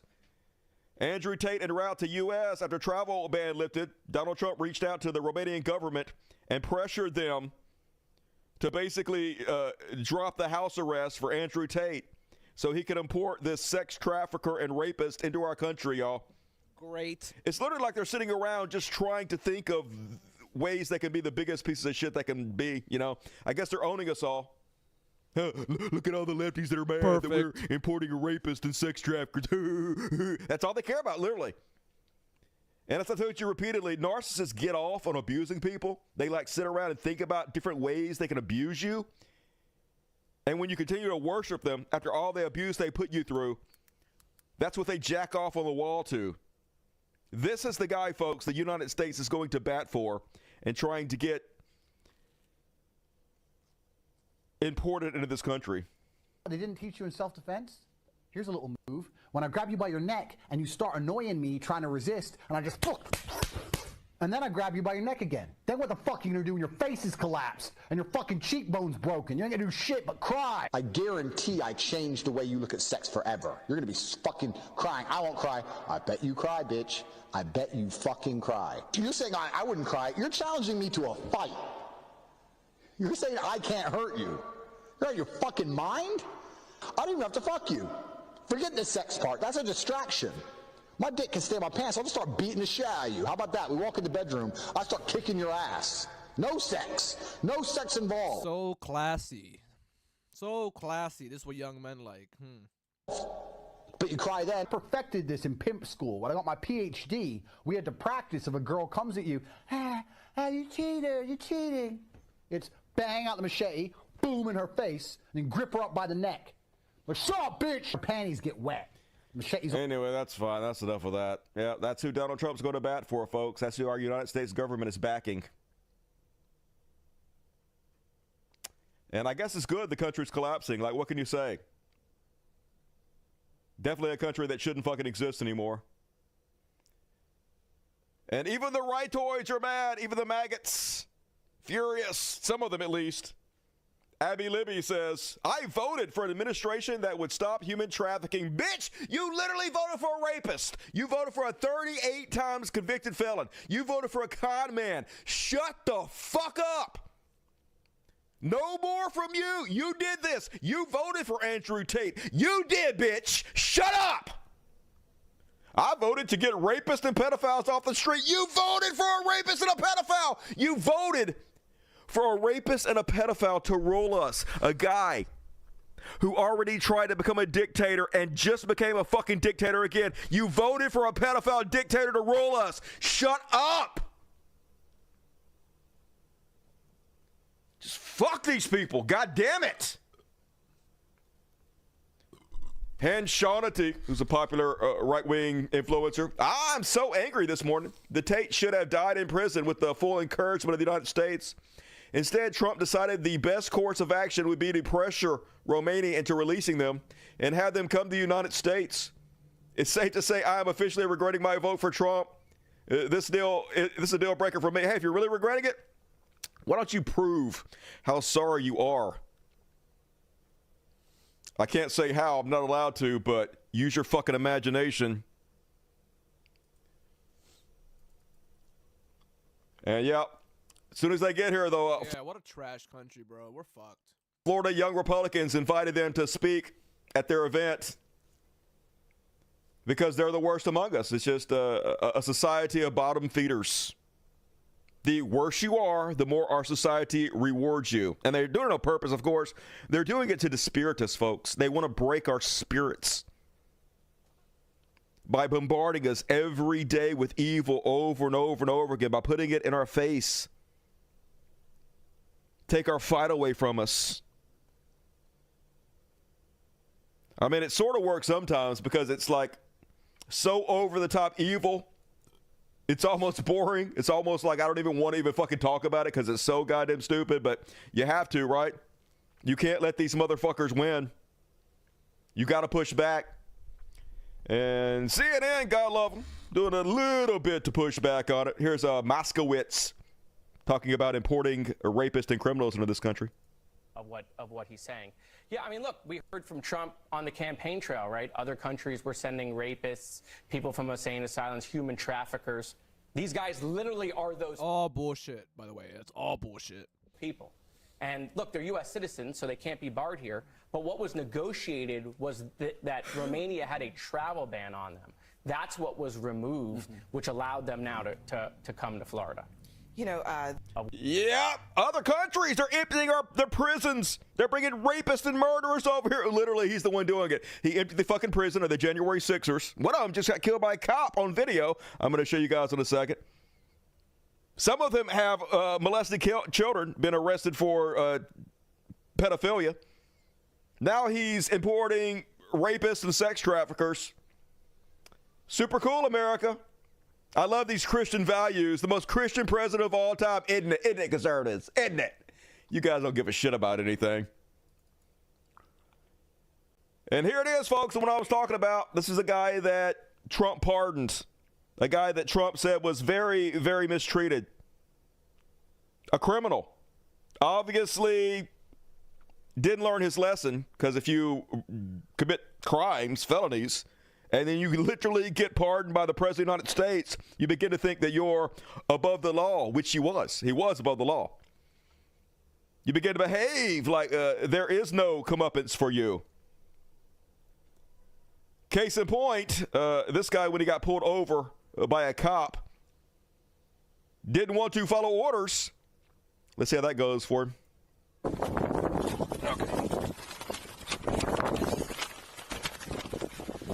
So I'm going to hold on to this real quick while I explain it to you. Okay, so today you're getting off with a verbal warning for the speed. However, you're a habitual traffic violator.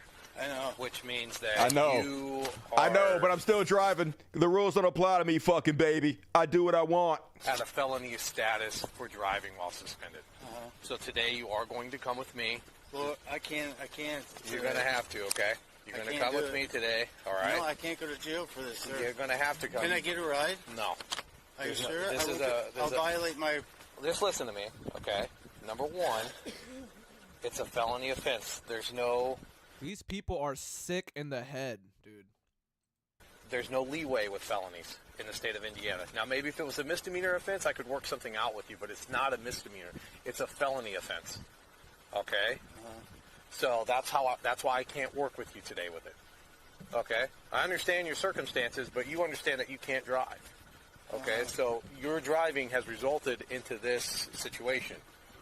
Okay? Now, what I'm going to do, all right, is I'm going to put your information right here for a sec. I want you to turn around and put your hands on you. Don't you do it, buddy! No. I'm shooting myself. No. What are you talking about? Yeah, well, you don't have to shoot yourself. I'll do it for you. So, yay, Trump's America, where foreign governments are not emptying their prisons onto our streets. Our own president is doing that for us and just lying about it. Super cool. We're the best. And here's a shocking bit of news. The SEC has halted a case against a mogul who gave Trump $75 million. Yeah, a businessman who pumped $75 million into the Trump family-backed crypto token finds himself in a fortunate position this week as federal securities regulators are hitting pause on their civil fraud case against him. Don't you love it, folks? You could just directly bribe the president now, and it's completely legal. Completely. He doesn't have to wash the money. He doesn't have to launder the money. It's all done right out in the open. 100% legal. Money clean as a fucking whistle. Oh my God, I love this country, man. We are so fucking great. And then, so anybody that's seen this, they know what happened, right? So they set up Zelensky on purpose. They brought Zelensky over the country. Supposedly they're going to negotiate the rights to $500 billion in rare earth minerals that Donald Trump is trying to extort him out of. But it's clear that they don't even really give a shit about that. They wanted to embarrass him, humiliate him in public for the amusement of Vladimir Putin. First off, the day before, they asked him, hey, you still think Zelensky is a dictator? He's coming tomorrow to negotiate. You still think he's a dictator? Here's a brave Trump. Do you still think that Mr. Zelensky is a dictator? Did I say that? I can't believe I said that. Next question. Did I say that? Yeah, I can't believe I said that. Next question. I don't even understand why they show up to ask him questions. He doesn't answer anything. He takes the questions, and then he just, next question, doesn't answer fucking anything. But cowardly sack of shit. Vladimir Putin is best buddy, but Zelensky's a goddamn dictator, of course. And so then him and J.D. Vance got him in there in the press conference in front of the cameras, and it was just to humiliate him, to excoriate him. Clearly, the reason they're doing this, folks, is they already planned from the very beginning to pull out of any help for the Ukraine, to back Russia every step of the way, to make sure Russia gets 100% of everything that they want, and Ukraine gets nothing. So they have to pretend like, oh my God, hey, we were in good faith trying to negotiate peace, and Zelensky was so rude. Zelensky came over here and just turned the fucking table over, shit all over us, and so he's not ready for peace. But it was incredibly fucking disgusting. Watch them shit all over him, argue with him, try to humiliate him in front of the fucking world. I'm talking about the kind of diplomacy that's going to end the destruction of your country. Yes, but if you are Mr. not President, strong... Mr. President, with respect, I think it's disrespectful for you to come into the Oval Office and try to litigate this in front of the American media. Fuck J.D. Vance, his fucking... What is it? Eyelash coloring, like eyeliner wearing motherfucker. This fascist piece of shit. Both of these fascist pieces of shit. Now they're going to talk down on Zelensky. They dragged him into this interview. And now this guy's going to start the fight. And then Trump's going to be like, why aren't you thanking us enough? Why aren't you thanking us enough? You need to be more thankful. Kind of diplomacy that's going to end the destruction of your country. Yes, but if you are not strong... Mr. President, with respect, I think it's disrespectful for you to come into the Oval Office and try to litigate this in front of the American media. Right now, you guys are going... I dare you come in here in front of all these cameras, which we are the ones who set up, and then try to tell the truth about what's happening. You can't do that. You need to keep your fucking mouth shut and just let us lie, and try to talk down to you like you're a fucking child and humiliate you in front of the fucking world. Just sit there and take it, bitch. Around and forcing conscripts to the front lines because you have manpower problems. Now do Russia. Don't give a fucking shit. How many hundreds of thousands of young men has Russia forced to the front line? Hell, they had fucking North Koreans that thought they were doing test drills, getting killed on the front line. Damn. Crickets about that. You should be thanking the president for trying to bring an end to this conflict. Have you ever been to Ukraine that you say what problems we have? Hell no. I have been to. Come once. I have actually. I have been to the Reddit, the pro-Russia Reddit. Actually watched and seen the stories, and I've been to Facebook.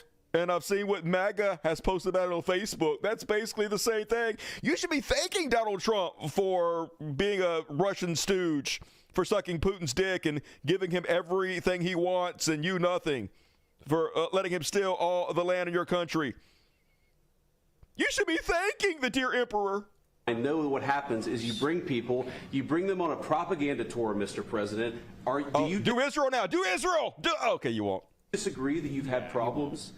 Bringing it's people a in your war. military? Yeah. And do you think that it's respectful to come to the Oval Office of the United States of America and attack the administration that is trying to prevent the destruction? Imagine this little weak-ass bitch, Mr. Hillbilly Elegy, talking down to a war hero, someone on the fucking front lines trying to save his goddamn country. Just, this world's trash. A lot of questions. Let's start from the beginning. Sure. First of all, during the war, everybody has problems. Even you, but you have nice ocean and don't feel now, but you will feel it in the future. God bless. You don't know that. God bless. God bless. You will not have a war. Don't tell us what we're going to feel. We're trying to solve a problem. Don't tell us what we're going to feel. I'm not telling you. Because you're in no position to dictate that. That's Remember exactly this. I'm not You're in no position to dictate what we're going to feel. We're going to feel very good. You will feel influence. We're going to feel very good and very strong. You will feel influence. You're right now not in a very good position. You've allowed yourself to be in a very bad position. And you allowed yourself by being attacked, by fighting back against foreign invaders. What were you thinking? Sitting there minding your own goddamn business while they attacked you. Were you wearing a dress? Did you look sexy when they attacked you? Oh, come on, Ukraine. You can't wear a dress. Fucking assholes.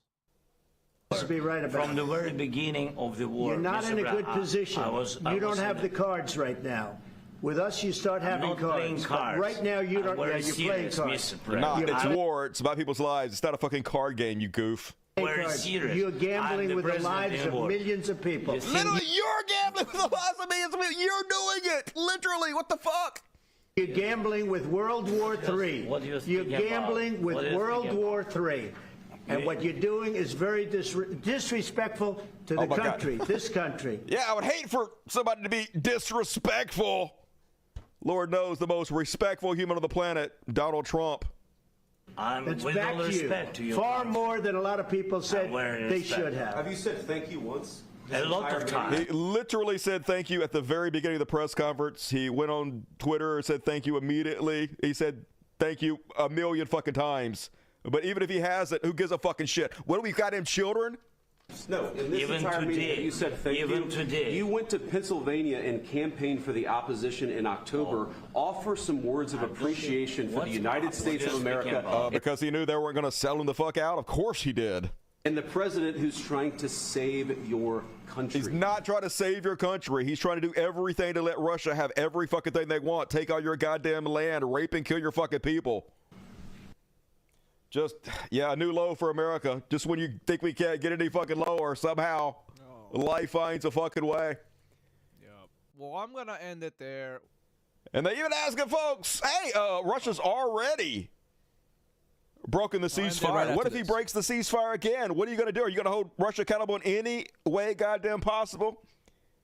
So, of course, Trump immediately starts defending Vladimir Putin. The first thought of his head is, the fuck? I'm not going to do that. Of course I'm not going to do that to Putin. What are you talking about? Putin is the victim here. Putin is the one who's been injured by America. Listen to this crazy shit. What if Russia breaks peace talks? What do you do then? I understand that it's a heated conversation right now. What are you saying? She's asking, what if Russia breaks the ceasefire? Well, what if anything? What if a bomb drops on your head right now? Okay? What if they broke it? Breaks ceasefire. What if Russia breaks peace talks? Oh, that was the whole He knows they're going to break the ceasefire. He's just pissed by that question. He's upset. clip. God damn it. That was the only small part of the clip. In the whole clip, he starts talking about Vladimir Putin was forced to sit through the media of the United States saying that he tried to interfere in our election. You remember Russia? He had to deal with that. We should be thinking about Putin's feelings. And now he had to sit there and listen to the American media correctly call him out for trying to interfere in our elections. Literally, Donald Trump's campaign chief pled guilty to colluding with Russians, folks. Did prison time, wrote a book admitting he did it. They have a documentary about the Russian troll farms, literally showing them interfering in the election. 100% proof that they did it.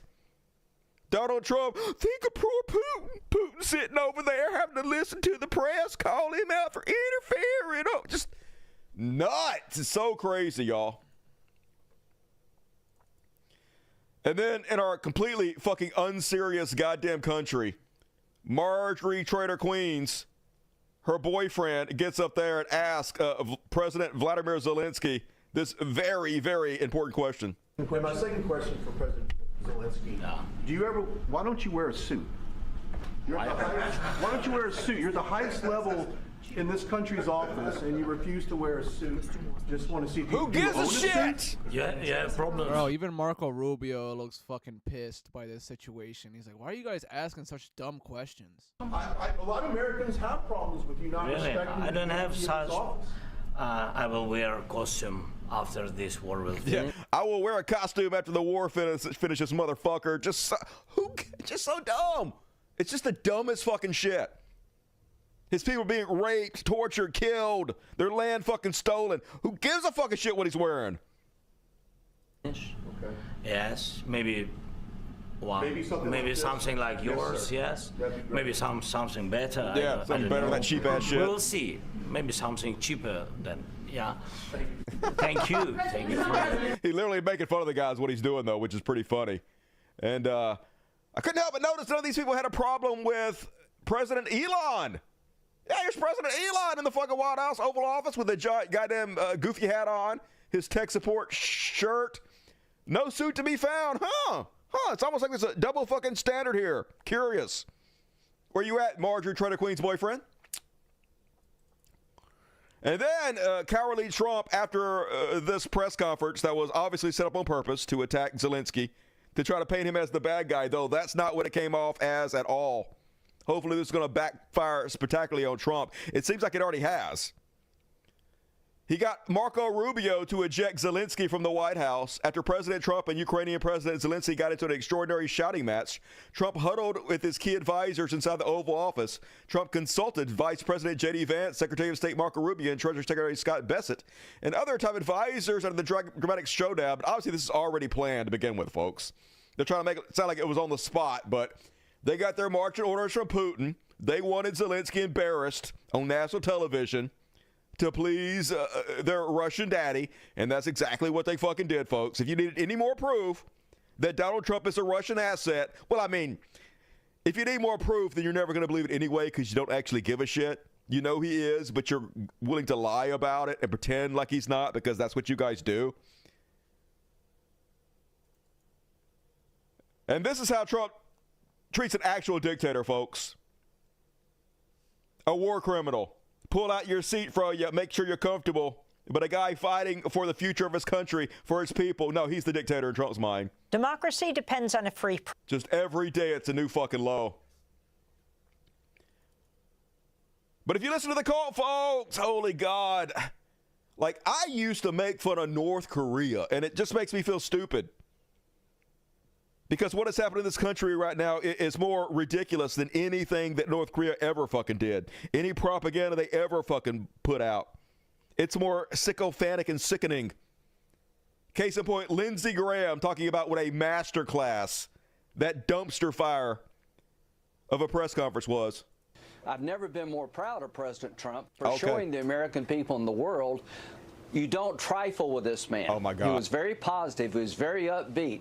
He wanted to get a ceasefire. He wants to end the war. And Zelensky felt like he needed to bait Trump in the Oval Office. J.D. was awesome. This was a missed opportunity. And the question for me, for the Ukrainian people, I don't know if Zelensky can ever get you to where you want to go with the United States. Either he dramatically changes or you need to get somebody new. That's right. My daddy Trump is the best daddy ever. You should sit there and just bend over and let him put his mushroom dick in your booty hole whenever he wants to. You should be honored. He even wants to violate your booty hole. Oh, my dad is so sexy. Just good God. What an embarrassment everything is in this timeline. And shockingly, he got rid of the AP, folks. The AP, the Associated Press, one of the most down-the-middle news organizations there is, was banned from covering this. Also, a whole bunch of them were banned, basically. Any of the mainstream news outlets were banned. Yet, Kremlin reporter sat in on the Zelensky meeting. They literally got the Kremlin in there, folks. Which makes sense. We already got a Russian agent running the CIA, you know, and we got a Russian agent as the president. Makes sense that the Kremlin is sitting in there so they can report firsthand the humiliation that Putin himself clearly ordered. Right. But folks, if there was any justice in the world, if this timeline was not the complete hellscape that it is, this is what would have actually happened. Yep. Doink. But nope. For real. We're not that lucky. I wish. A boy can dream. Wish. But like I said, folks, hopefully it's going to backfire. It seems like all the European nations are circling the wagons around Zelensky now. Trump has done nothing but unify Europe and Ukraine's allies. Trudeau, Canada Bay. Canada continues to stand with Ukraine. Lots of similar messages from all across the world, and European leaders, EU leaders send messages of support to Ukraine. German Chancellor Olaf Scholz, whatever. Nobody wants peace more than the Ukrainians do. Therefore, we are working on a common path to lasting and just peace. Ukraine can rally Germany. Spanish Prime Minister Pedro Sanchez, Spain stands with you. Prime Minister of Portugal, Ukraine can always count on Portugal. One after another coming out in support. Sir Keir Starmer has expressed his unwavering support for Ukraine after speaking with both Donald Trump and Volodymyr Zelensky following the heated exchange in the White House. Macron reacts, we won't stop supporting Ukraine. Solidarity across the world. Here's a bunch of them, folks. In an extraordinary display of public support, heads of state, heads of government, and foreign ministers from all over Europe, Canada, are posting in support of Ukraine in response to the Oval Office meeting. So it looks like they're going to up their support of Ukraine. I wouldn't be surprised if Europe actually sent troops over there. I'm really wondering, folks, if the United States is going to start attacking and killing European soldiers to start World War III. I would not be surprised to see it. We'll see.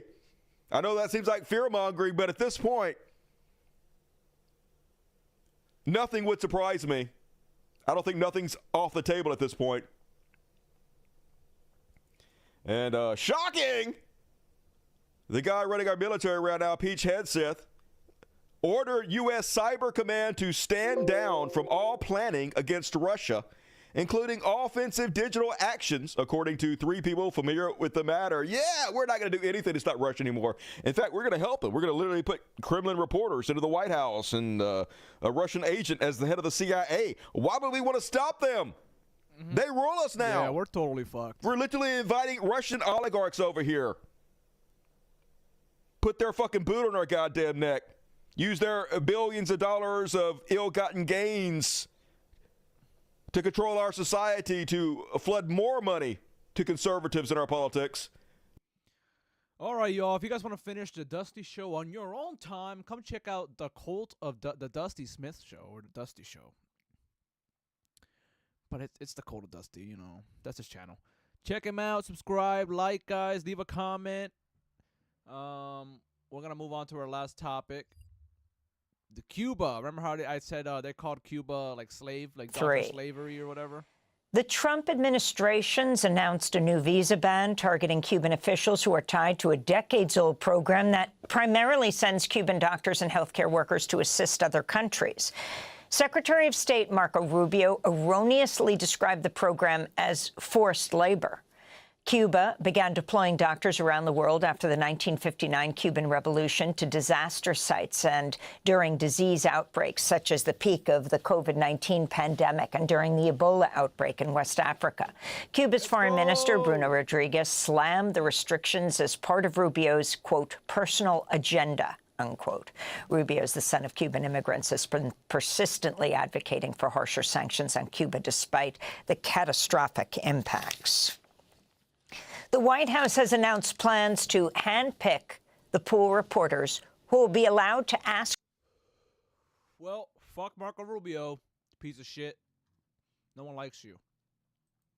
All right, everybody, I love you guys. Thank you guys so much for watching. Stay safe out there. Organize locally. Find your local DSA near you. You know what I mean? Find some good leftist channels like mine.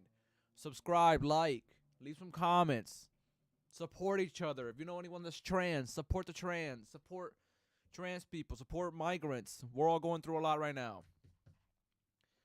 All right, y'all. I love you guys so much. Take it easy out there. Bye-bye.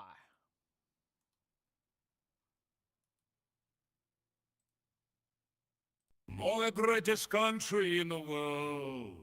So the countries are and my little girls. Number one exporters of sugar. All other countries have inferior sugar. All the famous cereal. It started by capitalists all around the world. Cuba, a very nice place. From the hills of Guantanamo to southern Havana. Cuba, friend of all except America. They very nosy people with gold up their ass. Cuba, industry best in world. We invented coffee and the shaving knife. Cuba, you very nice place. From hills of Guantanamo to southern Havana. From brass mighty penis of our leader. From junction with the testes, the tip of his face. Cuba, you very nice place. From hills of Guantanamo to southern Havana. Mighty penis of a leader, from junction with the testes to tip of his face.